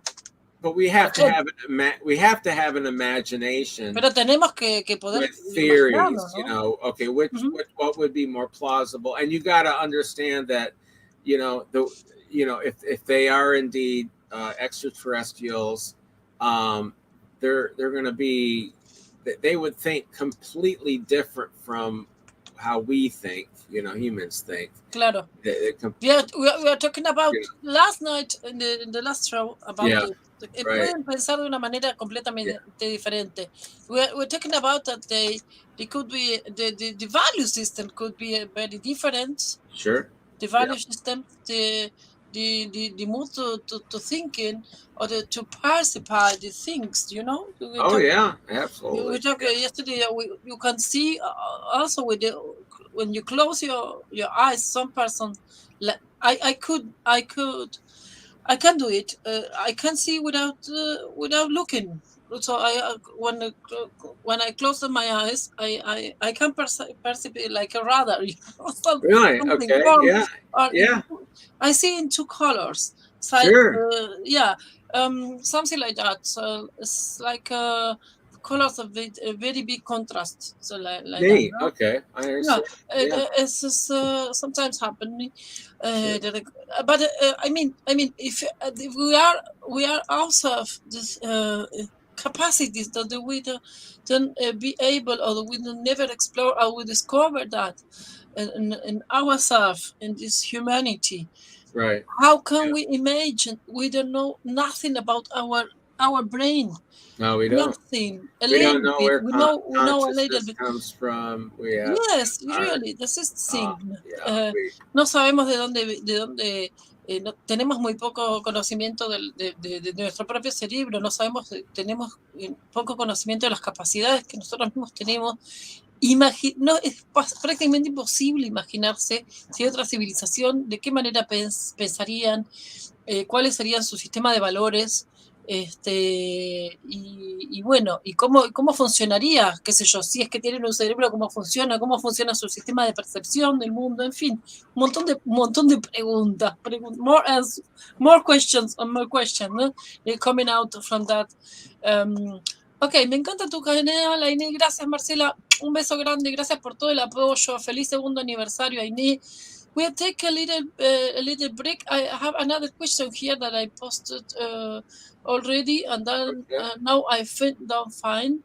And I want to let me take a break. I don't take a break. Let me show another video. Absolutely, sure. Thank you. Thank you, Jack. Thank you. Thank you. All right. Just a second. I am doing. Okay. Bueno, les voy a mostrar un respirito, le dejamos respirar un cachito por si quieres tirar las piernas, tomar un poquito de agua. Tengo un saludo muy especial tengo un montón de saludos especiales de amigos. Les voy a mostrar el saludo de un amigo muy especial que es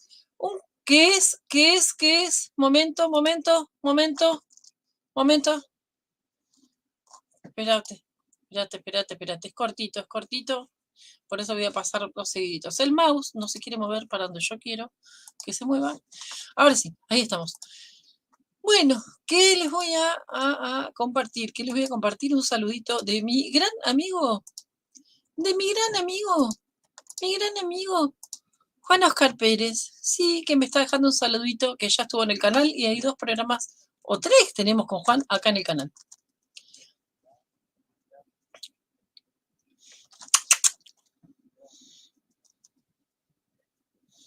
Sí. Gracias, Juan, gracias, te quiero mucho, sos un divino, una ternura, un corazón divino, te quiero mucho. Ahí se fue Jack, un segundito. Ahora viene Jack, no se vayan que ahora viene. Ahí estamos firmes como rulo de estatua.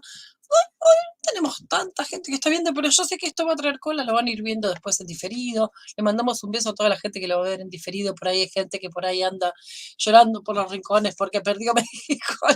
Un beso a todos los amigos mexicanos que le ganamos a los argentinos. Disculpas, pero acá tengo la bandera. Le pido disculpas, pero también nuestro espíritu patriótico, se pone contento por algún lado. Es lindo ganar algo también, qué sé yo. Pero nos la pusieron difícil, ¿eh? Vamos a decir que nos la estábamos viendo complicada al principio del partido, nobleza obliga, lo digo. Bueno, día de mundial lo estamos haciendo este show. Bueno, y voy a mostrarles otro videito. Bueno, ahí les mostré el de Andrea, les mostré el de Tere, les mostré el de Juan Oscar Pérez, les mostré el de René Iram, y les voy a mostrar ahora uno que me mandó, que fue uno de los primeros. Es más, me está faltando uno, me estoy dando cuenta que me está faltando uno de los que sí me mandaron enseguida, lo voy a recuperar. Esperen un segundito, ahí estamos. Voy a bajarle el volumen, porque creo que para que lo escuchen voy a tener que sacar acá el auricular. Algunas tecnologías no funcionan como uno como quisiera, o todavía no descubrimos cómo se hace. Bueno, Ahí les comparto el video siguiente, tengan paciencia, son saluditos que me estaban dando la gente. Yo estoy muy contenta porque nos lo están mandando. Vamos. Ahí va.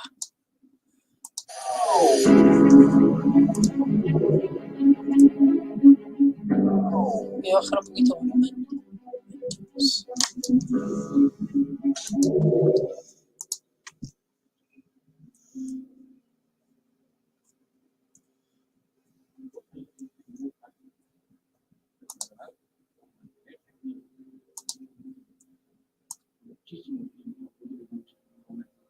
En tu zona y gran parte de los países. AINE realizó muchas actividades en los próximos años. Muy interesante. Y pues bueno, nosotros tenemos que apoyar y vamos a apoyar para que toda la información sea la mejor de la prevenibilidad y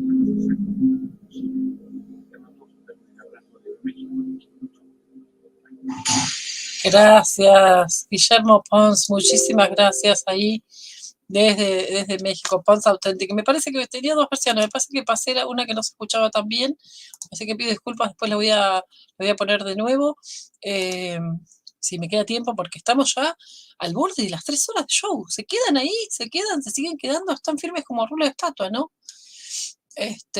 Toda la idea dice, ay, qué gracioso su mandato, así dice. El gran Juan, no sé yo. Ah, ¿muteado? ¿Cómo estuvo muteado? No puede ser. No puede ser porque yo estaba... Ah, ok. Espérenme un segundo. Espérenme un segundo. Un segundo, voy a hacer algo. Espérenme un segundito. Voy a recuperar un video que tengo acá en el WhatsApp. Les pido disculpas si no se escuchó. A ver. A ver. Denme un segundito. Enseguida estoy.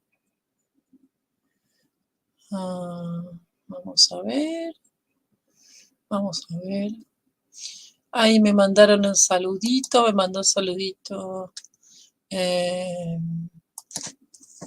Uy, mira, acá tenemos... Uy, tenemos acá a Diana. Acá tenemos... Bueno, tengo una sorpresa acá. Espérenme un segundo. Voy a pasar otro mientras, así no dejamos el tiempo perdido ahí en el aire. Y después lo vuelvo a pasar ese. Aguántenme, muy gracioso. Ahí lo vamos a pasar. Espérenme, que estoy dándole al video. Ténganme un segundito de paciencia, que soy operador, soy conductora, todo junto. Bueno, ahí vamos. Bueno, ahí vamos a compartir la pantalla.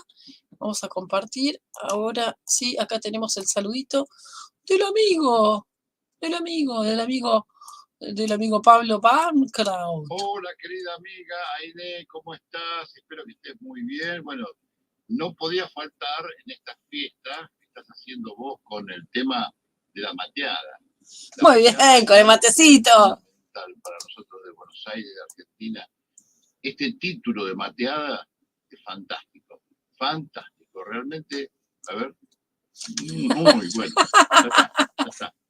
La mateada que cumple 2 años, que cumpla 200.000 millones de años, con todo el caudal de información que vos traés, con los invitados que son un lujo, y realmente te felicito y con todo lo que estás haciendo. ¿Dormís en algún momento?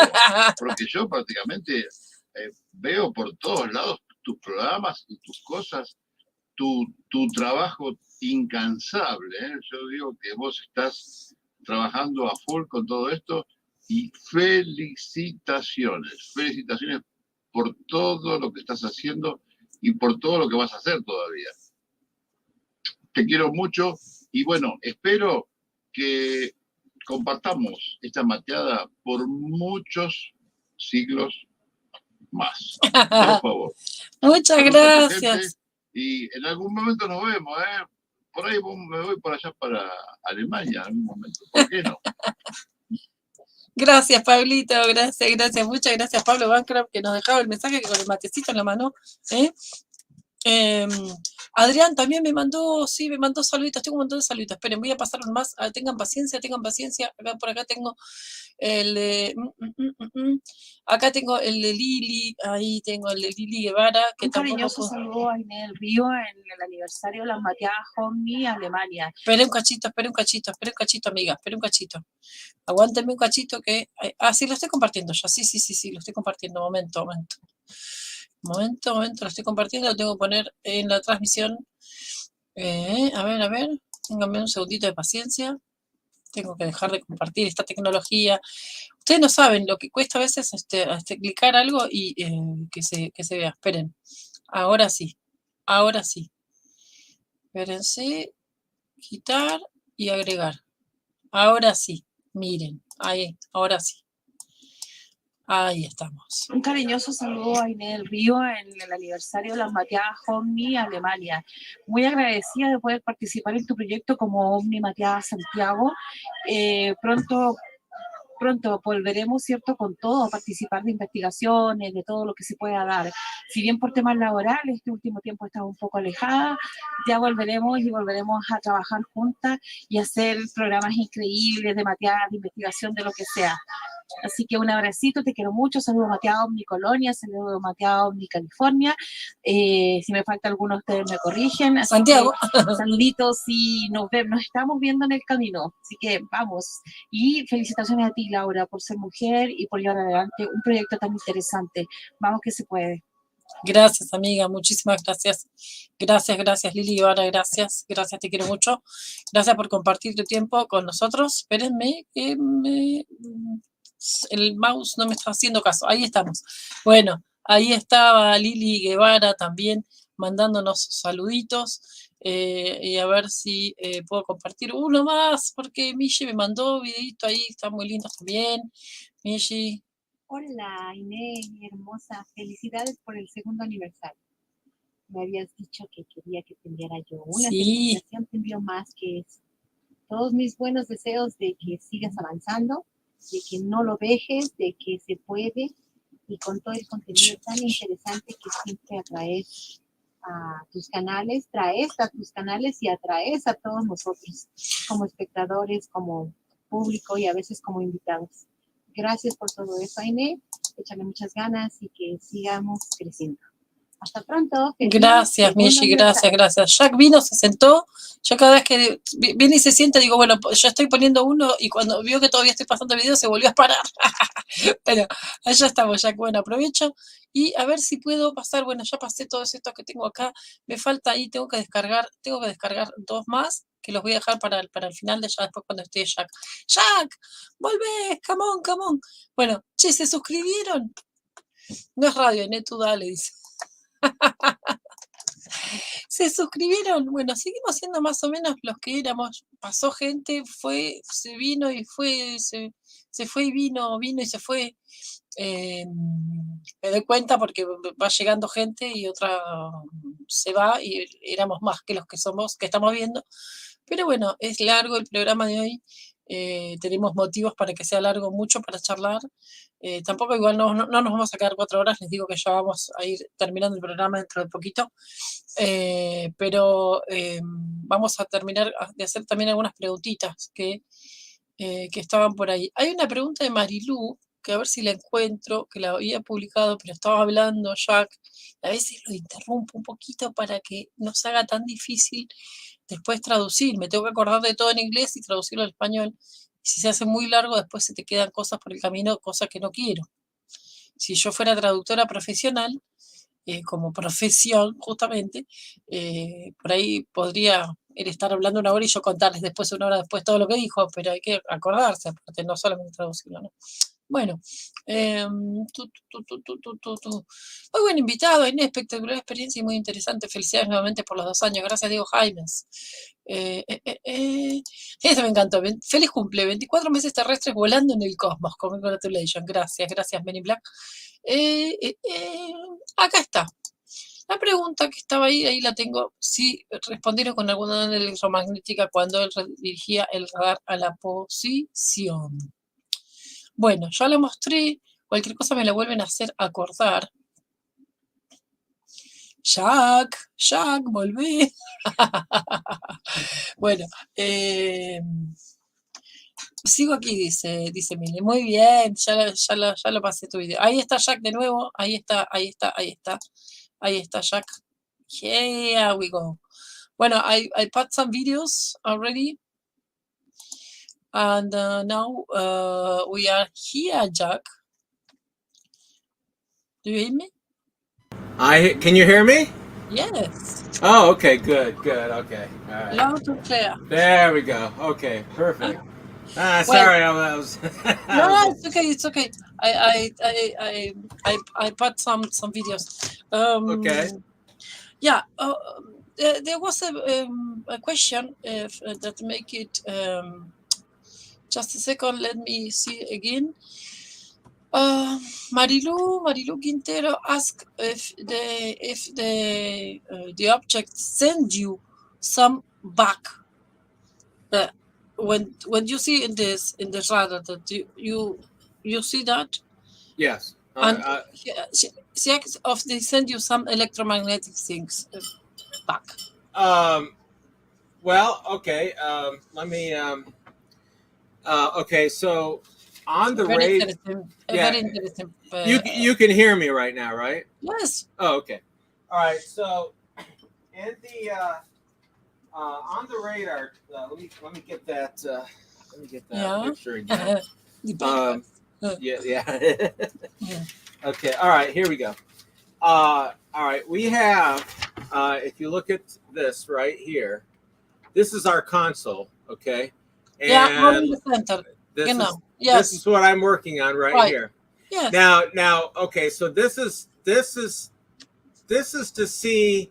This is a round scope to see what's around the horizontal area, right? Mm-hmm. And over here is to go up and down with the radar dish to see the vertical. For instance, I would see how high the thunderstorm went, like up how many thousands of feet it went up, or this is how I was able to detect where the objects were, how high up they went. Now this is the vertical scale. Now this one over here is how much electromagnetic energy is being returned. Okay, so this is the, as we call it, the A scope, and it's the amplitude, and basically what that shows is it shows the signal strength of the return. Now, unlike, for instance, an air traffic control radar, we need to know signal strength. Well, why? Because we're a weather radar. We have to know how heavy the rain is, for instance. So we have to know. So when you see a weather radar map, you'll see where it's light green and red and dark, and seeing where the really heavy colors are. Well, that the heavier the colors, the more energy that's being bounced back, because you have the heavier the rain, the more the radar energy is coming back. Okay, now now that's for liquid. Now if we see solid objects, like we need to detect things like hail too. So hail is it's a highly reflective object. And so if you ever listen to my conversation on the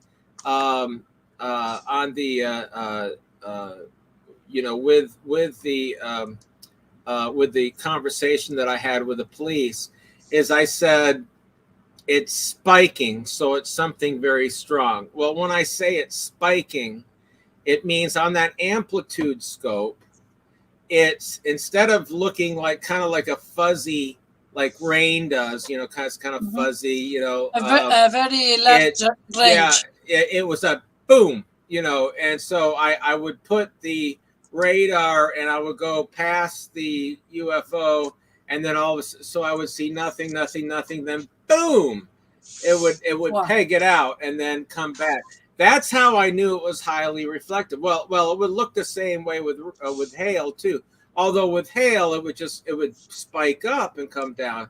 So what I said on the tape, I said it's spiking, so it's something very okay. So I said it's spiking, so it must be something very big, and so that meant that there was a lot of energy being sent back. So it's almost like it is almost as if like the UFO itself was a mirror, just absolutely just shot back all almost all the energy that I shot at it, you know, in pulses. And so it was extremely reflective. I mean, in other words, it had no stealth capability on it, where, you know, stealth objects, you know, they try to bend the EM radiation from radars from coming back. This thing just shot back all of it, which means that it was highly reflective. And not only that, but it pegged it to the top, which I had never seen before. With natural things. Well, even for airplanes that I had seen. Now this could be because it was a large object, or it was a large cluster of objects, you know, like a formation of objects that were close by. I really don't know, but it is the way that I can tell you, you know, without a doubt, it was 100% absolutely positively a solid object that was very high in altitude, very high in the sky. Un objeto sólido estaba muy alto en el cielo. Por la amplitud de onda, de repente no había nada y de repente ¡pam! Aparecía, se mostraba, ¿no? Hay una amplitud de onda donde se muestran, y era una cosa muy impresionante, digamos, ¿no? De ver. Mira, look, Millie sent us some video for you, and this is in English. We need to show that. It's mandatory to show that. Ne? Okay. Yeah, you wait there, then you can hear us. So wait a second. Let me a second. And this is... Okay. I present that. Hi, AINE. How are you? I want to send you regards and send you my wishes of happy anniversary. Actually, my English is not good, but I'm trying to tell you that really you are a great person. You are nice woman that give us interesting chats about UFO, about paranormal themes. So happy second anniversary. You are great people, and I want to say you that many people likes your program. Many people likes your program, and me too. So happy anniversary again. Okay, bye. Gracias, Millie. Thank you very much. And That's she very said nice. also that she is very proud to. Yeah. She's very proud to that you are in the show. She put it in the chat also, Jack. Ne? She put it before in the chat that she is very proud about to have you. It sounds like you're very popular, and I hear you're very nice. It's really nice. Well, I already know you're a nice person. Like you. Yes. We talked quite a bit, you know, in preparation for this. So I hope we get to be amigos, and you know, and continue working together. So. Yes, this is very, very nice to me. I have another video that I want to show because before we don't able to show, and I have another video from Adrian, and we ended with the videos for today. And yes, you can see that. I can't see anything now. Okay.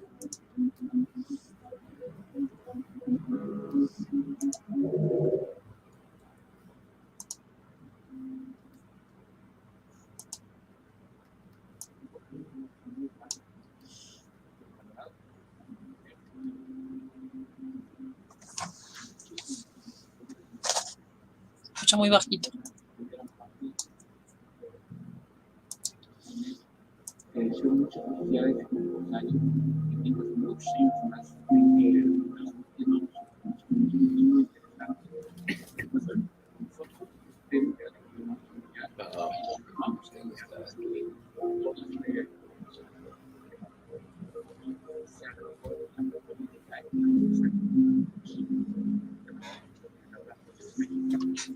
Gracias.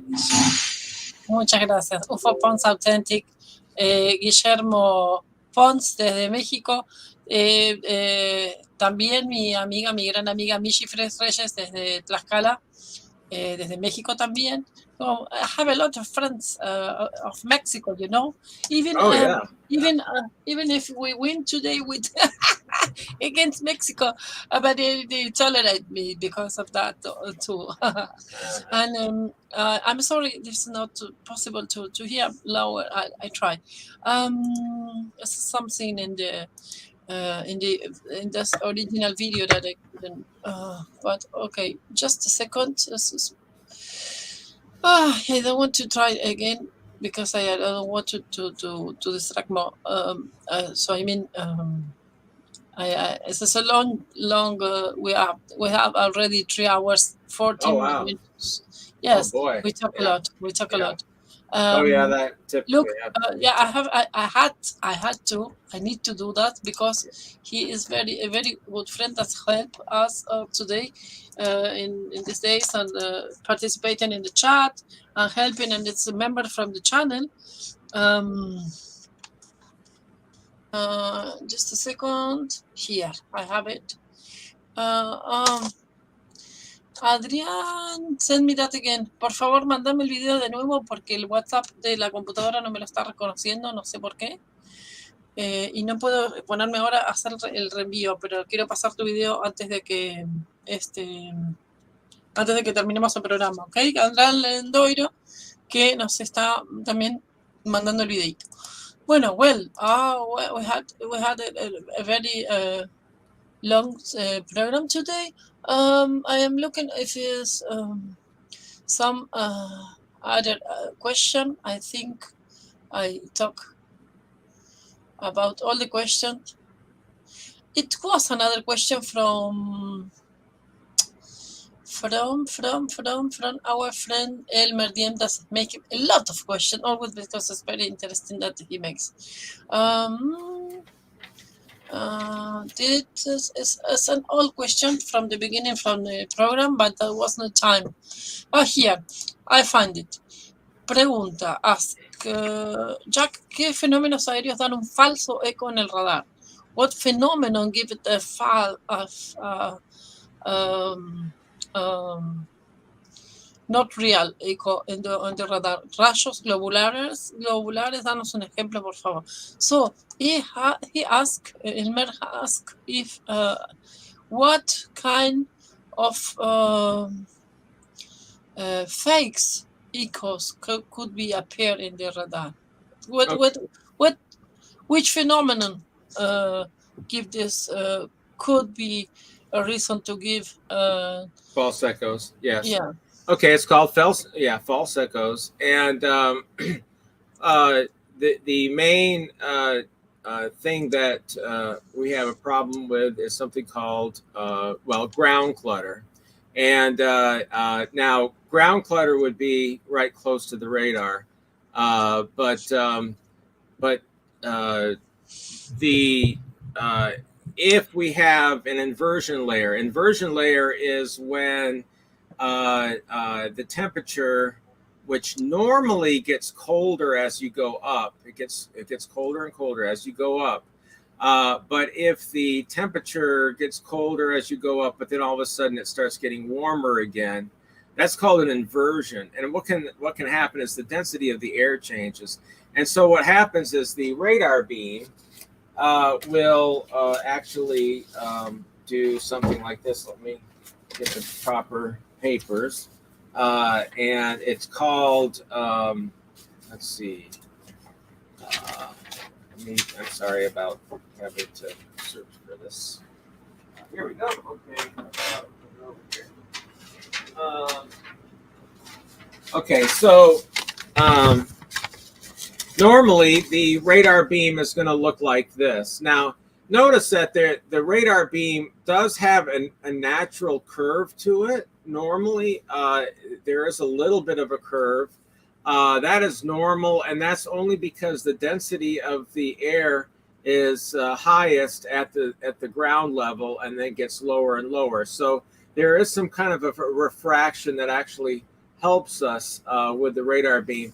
It actually helps in the way that we can see beyond where in other words the curvature of the Earth would not allow us to see certain things. Like for instance, here in this thing, you have a building that's over here, and for instance, we cannot, you know, we would shoot above it because of the curvature of the Earth. But in some cases, you have it's called super refraction, and that's where the radar beam, instead of going the normal curve up and up, it bends around even more, and in a lot of cases we can see further with the radar, but a lot of times it actually comes back down to Earth, and then the radar beam will pick up the ground, and so what it will look like is it will look like a bunch of junk. It'll look like a bunch of it has the appearance of looking like a lot of rain when it's not there, and really heavy rain too, but it has this appearance that's very very contrasty. It's not even like you would have with rain, where it's smoother. It's very jumbled up with hot spots and cold spots, and the other thing is that it doesn't move, and it just kind of forms and then unforms. But in the case of being at the Muskegon radar, is that it was actually interesting is that we could actually see where the curvature of we could see the outline of Lake Michigan. We could see down the curvature where it goes down around Chicago and goes around. The shoreline goes south and then back up, and you can see actually the outline of the entire Lake Michigan shoreline all the way across Chicago. And that's because of that bounce off of the atmosphere where it brings the beam back down. Now, what triggered me to actually come out and comment on that meteorologist is he was trying to tell his viewers that that's what I was seeing.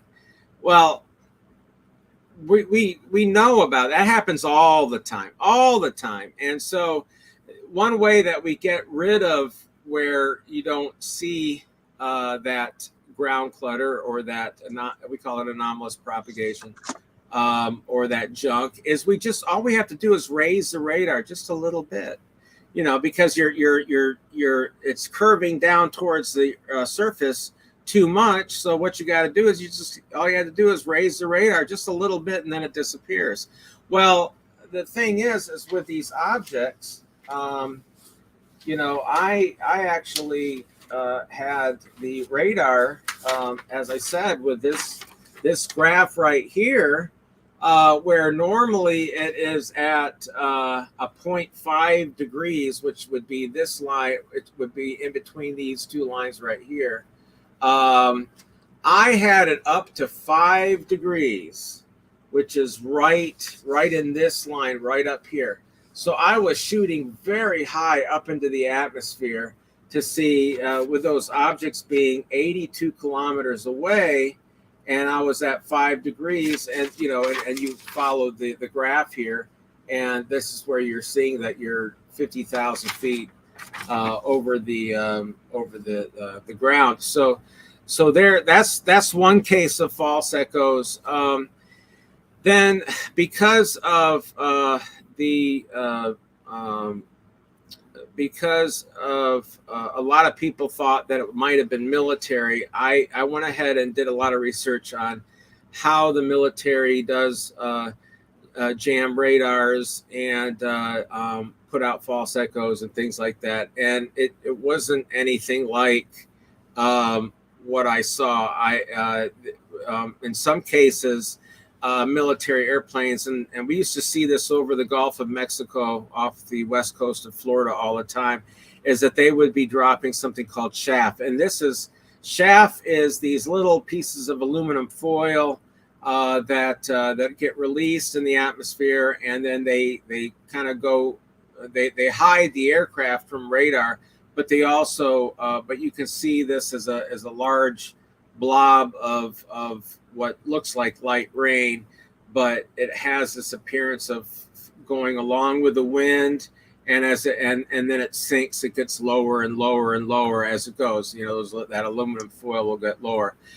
In the case of radar jamming, it's kind of basically makes a big mess of what the radar sees. It basically just makes the radar see just a big blob of white area where you can't see anything. It just brightens up the entire half of the radar scope. And so I had to, when I tried to research what this was, I had a long list of things that it could have been, and I had to basically check off, okay, it wasn't this, it wasn't this, it wasn't this. And so of course the kicker is that we had radar seeing the same thing that people on the ground were seeing. And so in that case, you got to pretty much figure that the radar was working correctly that night. And it's not just from one person. It wasn't because because it was already on the news what I was seeing on radar, because it wasn't. A lot of the movements that I saw on radar, I did not get into great detail with it, because again, we're talking into a great deal of science, and there weren't very many details coming from me. So the public would not have been able to hear what I had seen. So it proved to me that they're seeing exactly what I saw on radar. So that's, I did go through all the false echoes that I could possibly think of. Now, there is a retired Weather Service employee that watched the show, and he was asking about it. He's a friend of mine.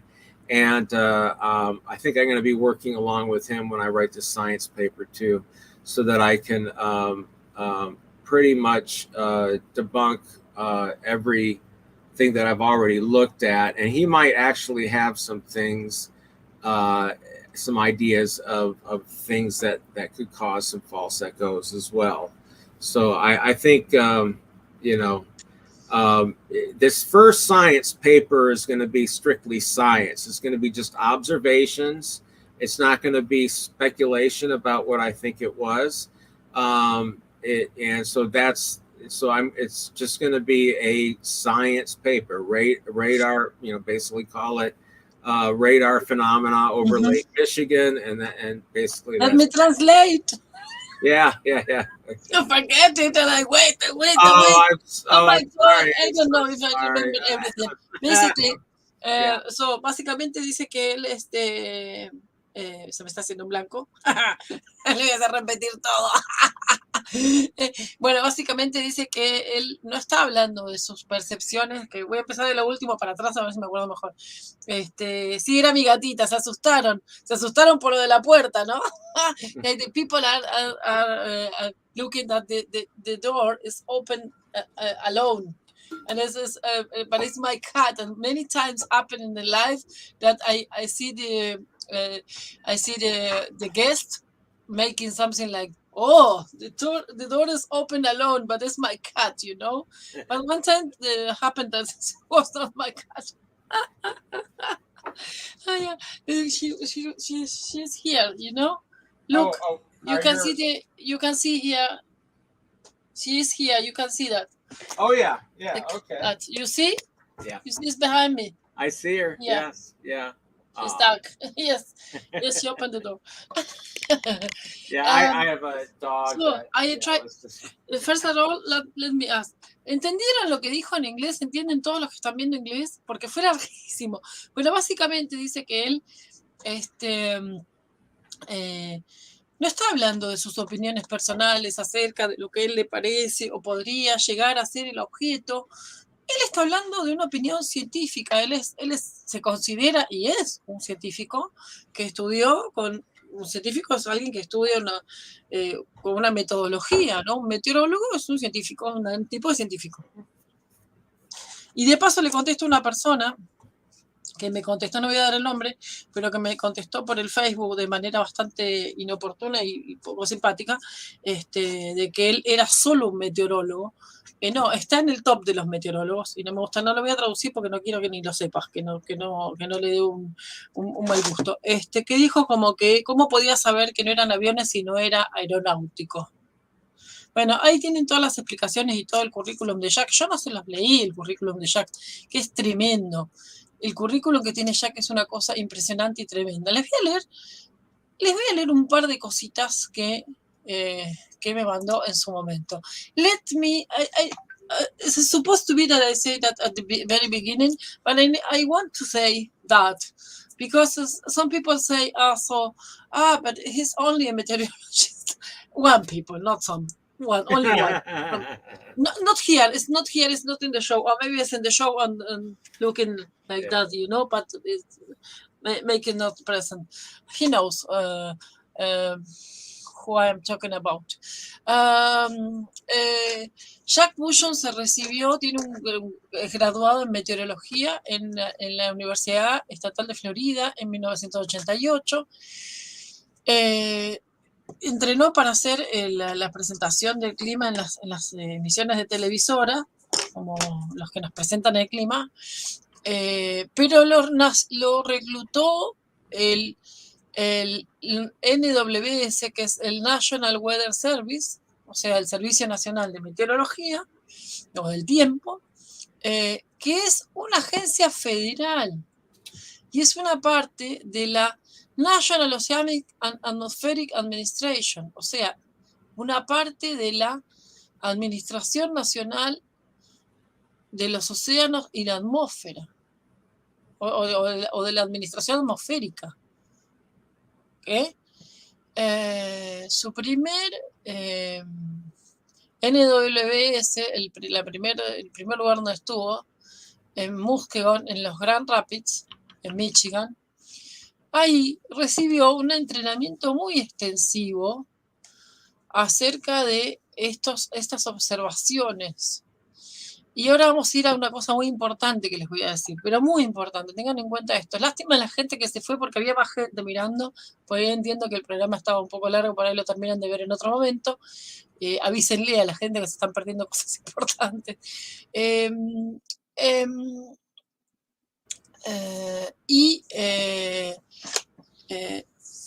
Graves, también especializado en lo que serían graves avisos de meteorología, estos que implican salvarle la vida a la gente. Y recibió un training en Pilot Weather Briefings, o sea, en entregar información a los pilotos para poder evitar una catástrofe aérea debido a las condiciones, porque el piloto tiene que saber las condiciones del tiempo, dependen de eso para saber si van a tener, si las turbulencias lo van a sacar de su eje y lo van a arrojar a la tierra. Entonces eso se tiene que saber. En el 91 lo trasladaron a Muskegon. Bueno, estoy tratando de resumir, estoy leyendo así. Y él estaba trabajando ya solo. O sea, él tenía un training suficiente en la oficina, era el que tenía más rango. por la cantidad de training que tenía, y por eso lo destinaron a la noche. Y por eso, como lo destinaron a la noche, nosotros hoy podemos estar hablando de esto. También él estableció un sistema en el 84, bueno, esto ya lo leí, en el 84 lo trasladaron, lo promocionaron a NWS Southern River Forecast Center, CERFC, en Atlanta, Georgia. The CERF has responsibility of all river forecasting. O sea, tiene la responsabilidad de chequear todos los ríos, toda la climatología y todo esto, hasta el sudeste de Estados Unidos y Puerto Rico, porque ustedes saben que esa es una zona muy importante de ciclones, tormentas y todo lo demás, que te llevan puesto, te arrancan todo, te dejan todo arrasado a ras de tierra. O sea, estamos hablando de la vida de la gente. Una persona que tiene, o que ha tenido la responsabilidad de evaluar todo esto de manera muy acurada, de manera muy precisa, de manera muy profesional. Bueno, una importante labor para el ser que desarrolló Jack Bushong fue calibrar el radar de precipitaciones estimadas. En esta gran área de responsabilidad que él tuvo, y lo tengo en inglés, lo estoy traduciendo así rapidito, lo más rápido que puedo, tenía que tener una gran cantidad de training y conocimiento de cómo trabajaban los radares, que es lo que les hemos estado mostrando durante toda la emisión. Había alrededor, a través de todo el sudeste de Estados Unidos, 35 radares que usaban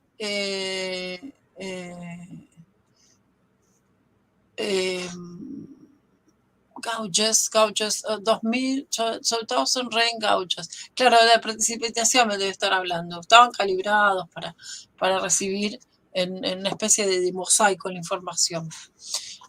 Bueno, y ahora viene algo mucho más bueno, no más importante, pero muy interesante, que, bueno, Jack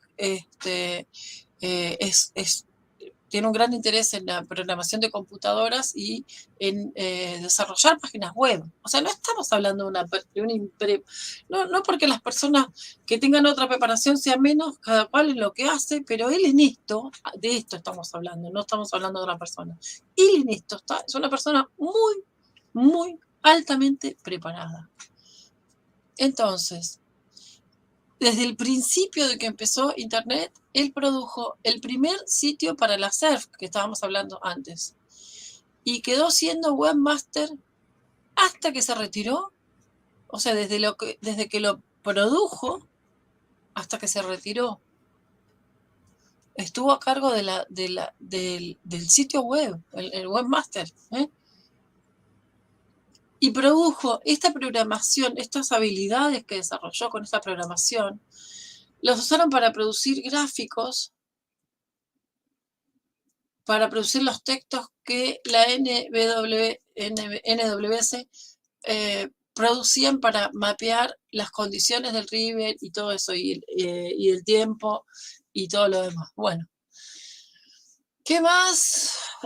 Fue el primer webmaster en crear hidrográficos, o sea, creó gráficos, fue el primero que creó estos gráficos en tiempo real.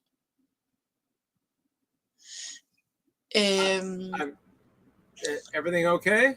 Yes. Okay. I don't know what happened. Yes, perfect. I am talking. Do you understand? Oh yeah. Well, no, I don't know if my internet stopped or if something happened to oh, it looks like I was frozen there for a while. Okay, so I missed. If you asked me a question, I missed it. I don't know what happened. It must have been something with my internet. No. I was talking about your profile, your brief. I don't know. Yo estaba congelada, no sé. Yeah, everything's But working yeah, now. but I want to talk about this because people talks, Oh, and sure. I want to shut up the people that talks on some stupid things. Oh, yeah, absolutely. Yes, yes. Yes, but somebody write some stupid on my Facebook, and then I answer them, and then I realized that they want to only to discuss, and then I don't, but I am saying now, because it's probably this is if you want to know and to see, come in the show and talk about. Right.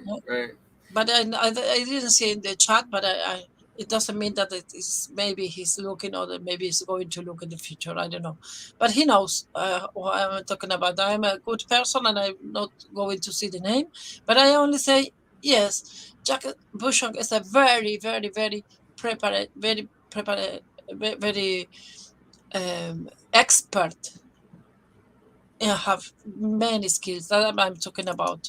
That's why I'm talking about your curriculum. But even if the people are saying that you looks like somebody that is very prepared, let's say Milji here in the chat. I am ending now the name.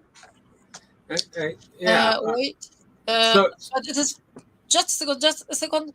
I want to say that Mr. BUSHONG received the Regional Directors Award. Habíamos hablado, recibió un premio del director regional with the cash bonus, con un premio en efectivo. Le dieron un premio efectivo por esto.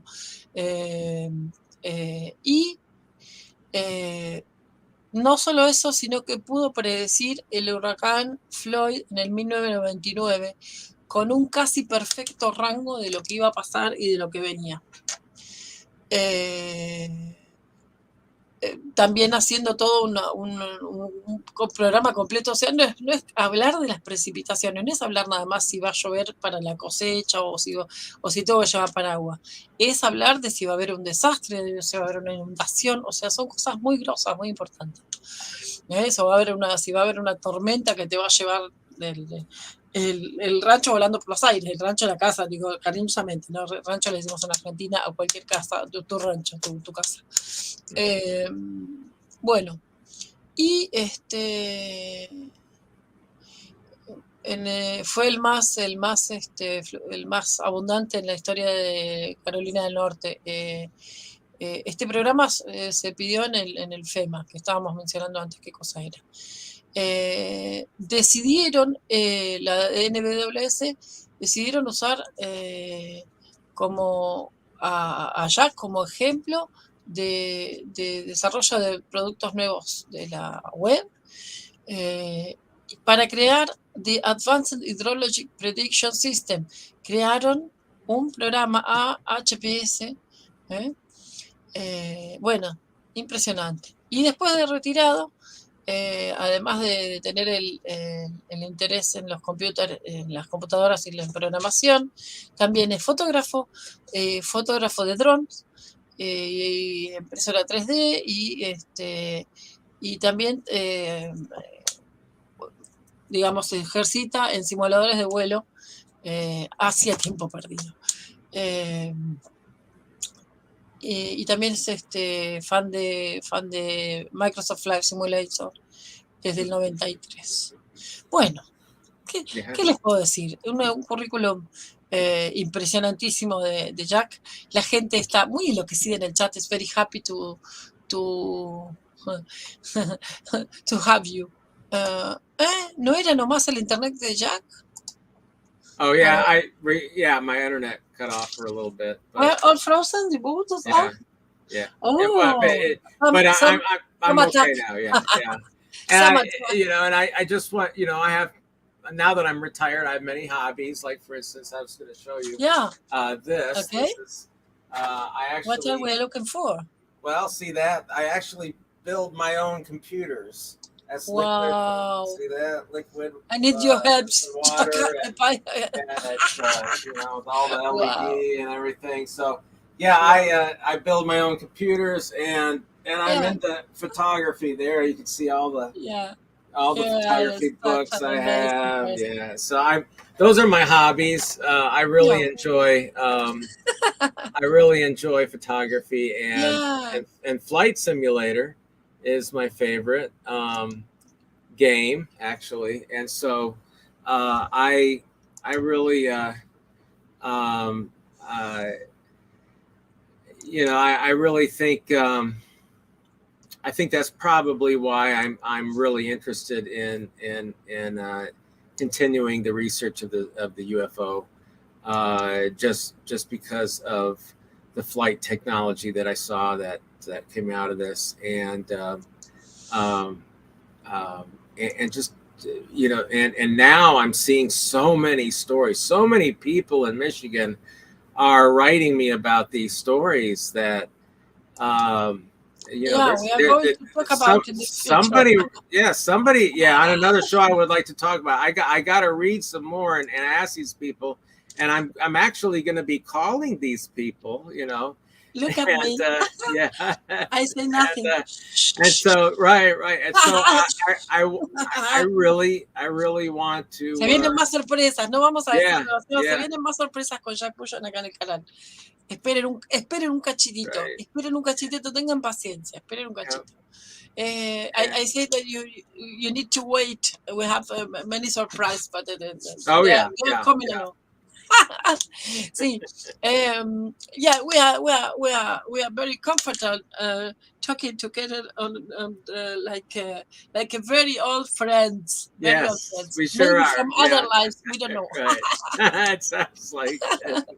Yeah. Sí. Wow, dice. Jack es un cybercrack. They love you, Jack. They love you as me as well. We all love you. Well, we are a big fan of you. Yeah. Mandate a mi servicio, lo tomaré muy en cuenta. Bueno, no soy un bot. I'm not a bot, soy human data. Okay. Well, I'm very happy. I just, in a way, I feel like it's almost like I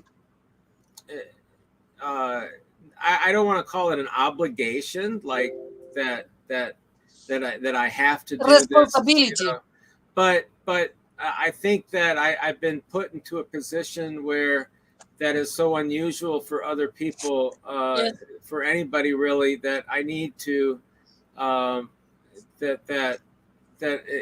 this is the kind of information that needs to come out, and so I see that now, and maybe I didn't see it back before, but I see it now that I'm seeing the responses that I'm getting, and the many messages that I'm getting. A lot of people. There are so many people that have seen things that they can't explain. And I think they want validation themselves, and so it's like I feel that if I actually write and talk to these people, it would make them feel better, that they're not alone in this, and because I know that a lot of people have to keep this as a secret. From as seeing these objects. I saw that with friends of mine that I never knew that they had seen anything. They never said anything to anybody. But then as soon as I saw, as soon as I went through this UFO bit back in 1994, then people, I had no idea. They said they saw something. They never told anybody else, but they feel comfortable that they can come and talk to me now. So, and I'm happy. I'm very happy to make people feel better. That's just the way my personality is. So I empathize with people greatly, and I understand. Believe me, I understand what you've gone through, because I went through the same thing. So Jack, I am very, very proud and very happy that I have you here in the channel. We had 3 hours. 3 hours and 47 minutes. 47 minutes. You see, Yeah. I think 1 hour before that we are going to stop because of maybe the people is I tired. get tired of, yeah. Everybody come. Mummy. Yes. It was my cat. Yeah. She wants your attention. Yeah, for sure. La Mummy. Because she's a star, she's a Hollywood star. You need to see how she look at the telephone. When I check the telephone, remember the kids that when you start to put a video, they make like that, you know? Oh, yeah. And Mummy's like that. Really? I need to take care to show that I am putting the telephone in his direction to film, but she makes like that. Look at the camera, you know. You need to see a video from Mummy. I'd love to see it. Sure. You need to see some video. Wait, I have another video talking about videos. Okay, all right. To share. Sure. Just a second. And this is a photograph from our friend and a video for our friend Adrián Lendoiro. That is Vigilante del Cielo. He's a sky watcher and have all the time is looking at and making films on the sky. And this they start with his one photo that he make. Okay.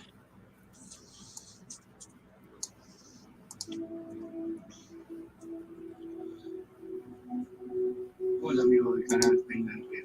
Felices 2 años de las MATEADAS con AINE. De mi canal Vigilante del Cielo, les mando un saludo grande y suscríbanse al canal de AINE DEL RIO. Gracias. Un saludo gigante para todos.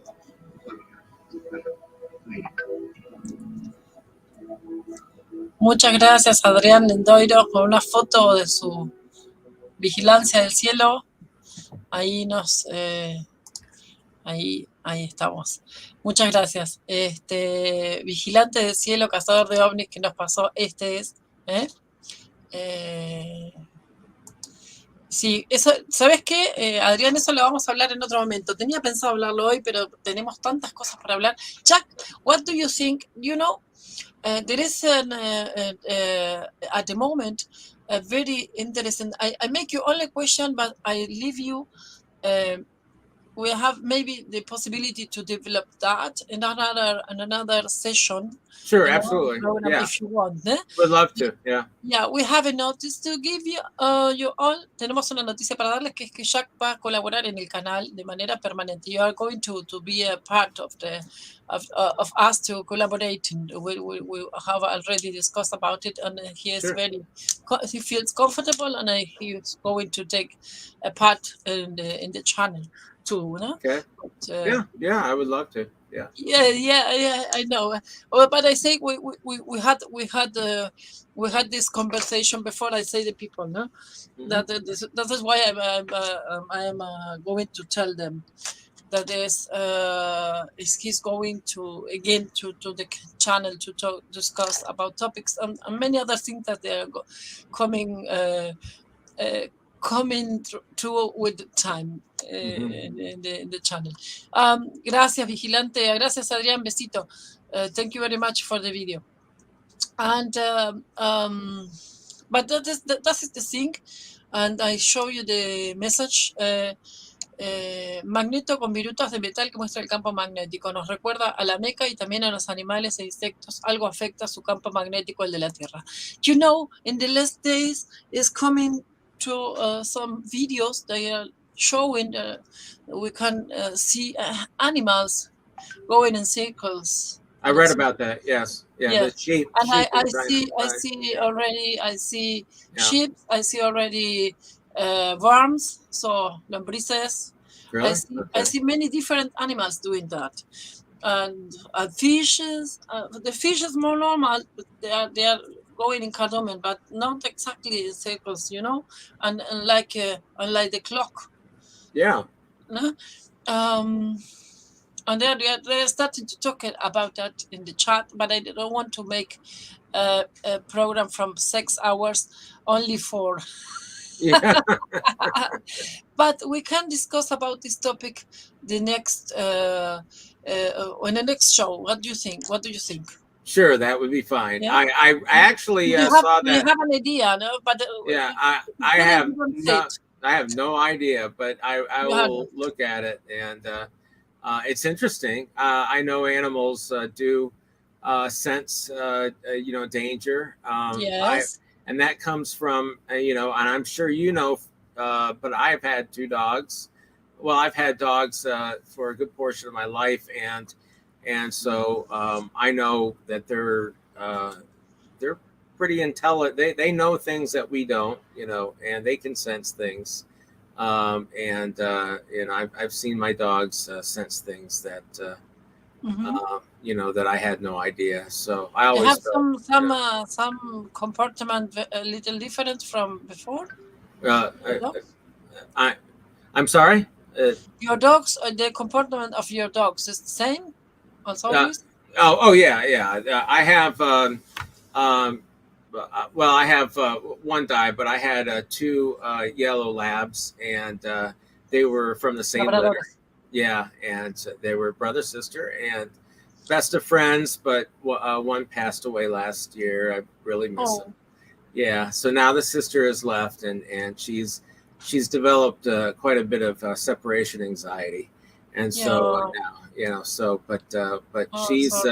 Tenía 2 labradores hermanitos, el varón y el macho y la hembra, y falleció el hermanito y quedó la hermanita. Yeah. Yeah, the woman were stronger. Sorry. Right. Well, she is a girl. Yeah. She's the girl, and she's more spry. The male dog died earlier, and talk about it. yeah. She's doing quite well after. Whoa. She's 12 years old, doing very well. So. How much? She's 12 years old. 12. For yellow lab, that's pretty good. Yeah. Yes, we look younger also. Yeah. Okay, Jack, I am very, very happy that I really enjoy this time. Realmente disfruté este tiempo contigo en el programa. I really appreciate your consideration about to come to my show. I know that there is so many people is requesting to you to go, and you decide to give me this exclusive in Latin America. I'm just absolutely flabbergasted is the word, or surprised that this story has so much interest, even outside of Michigan, and across the world, and because I thought it would be more of a local thing around Lake Michigan, but it isn't. It seems like there's a lot of interest, and I'm not sure. I guess there's and one thing I've learned too is and I touched on it before is the number of sightings that are being reported in South America. South America seems to be such a hot area for UFOs, and I'm not sure what it is. So much. Here in the chat is going to come to the show. I don't do that yet, but I am going to invite Juan Bautista Diaz. That I become also visitors to say, no? On many other experience that we will have. On the video from Juan Oscar Perez is also somebody that was take contact when he was a kid. He wasn't in a ship. He wasn't he was in a ship. My goodness. Yeah, we have the program here in the channel. He was in the ship. There is a film about him also. Okay. Yeah. I told you later. Okay. We are going to say goodbye. I leave you the microphone if you want to say something to our public, and then I say also goodbye, and we see the Monday. I'm going to say Montag out in German. Monday, el lunes tenemos la edición número 5 o 6, perdí la cuenta, de Sirenas con Catalina Shop. Vamos a hablar de las sirenas de África, May in Africa. That is to Monday, 18 hours from Argentina. A las 18 horas de Argentina vamos a tener sirenas de nuevo con Catalina Shop desde Chile transmitiendo. Pero le voy a dejar el micrófono a Jack para que se pueda despedir de ustedes.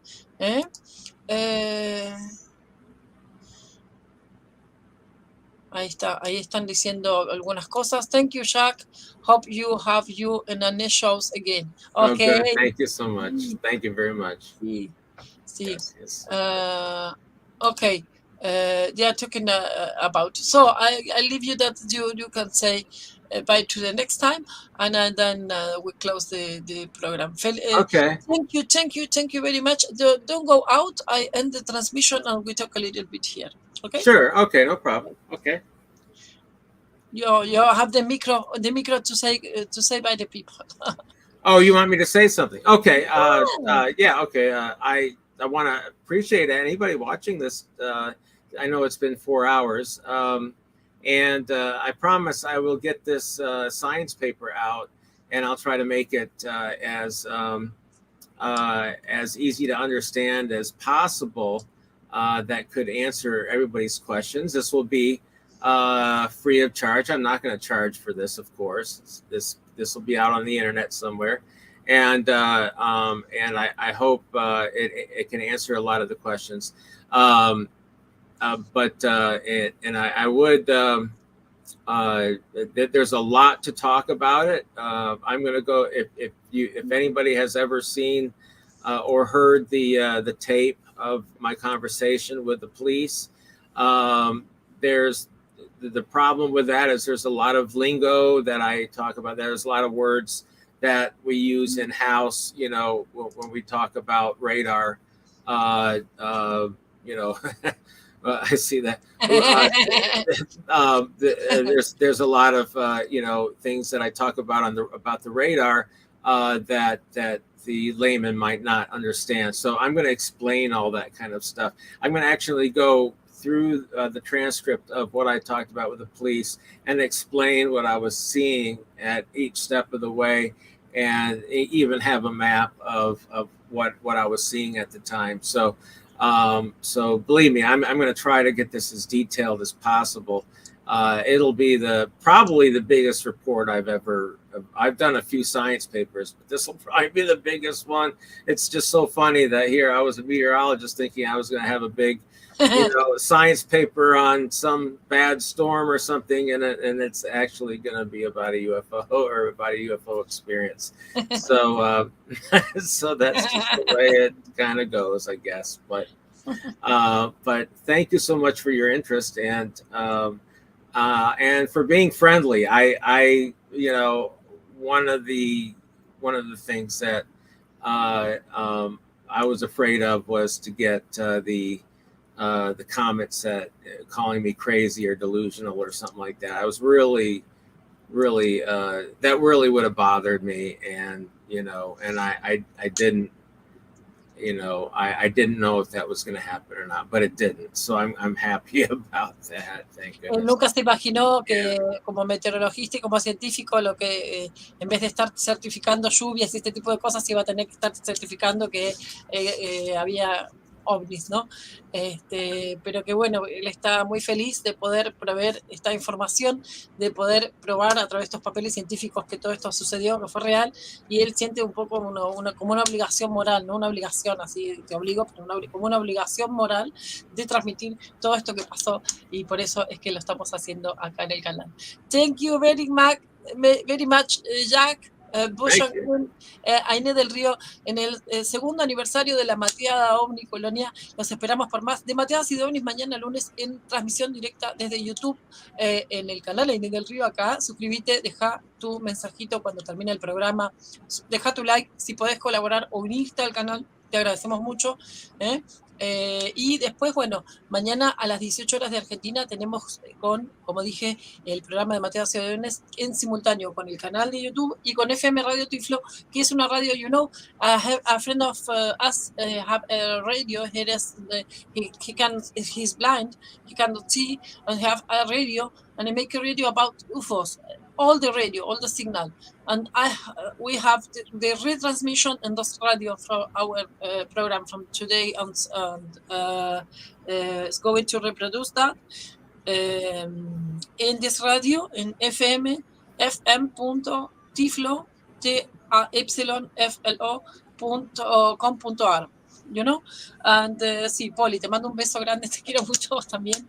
Bueno, y le mando un beso muy grande a Diana, que quería entrar, y yo le avisé que vamos a estar y no le pude mandar el mensaje, o sea, le mandé el mensajito cuando pude y me dijo que no pudo entrar, tuvo un temita familiar que no pudo entrar, pero hubiera querido entrar, así que a big hug from Diana, that she started sending the program with me and Jorgelina, so, bueno, chicos, nos estamos viendo el lunes. Gracias. Thank you, Jack Bushong.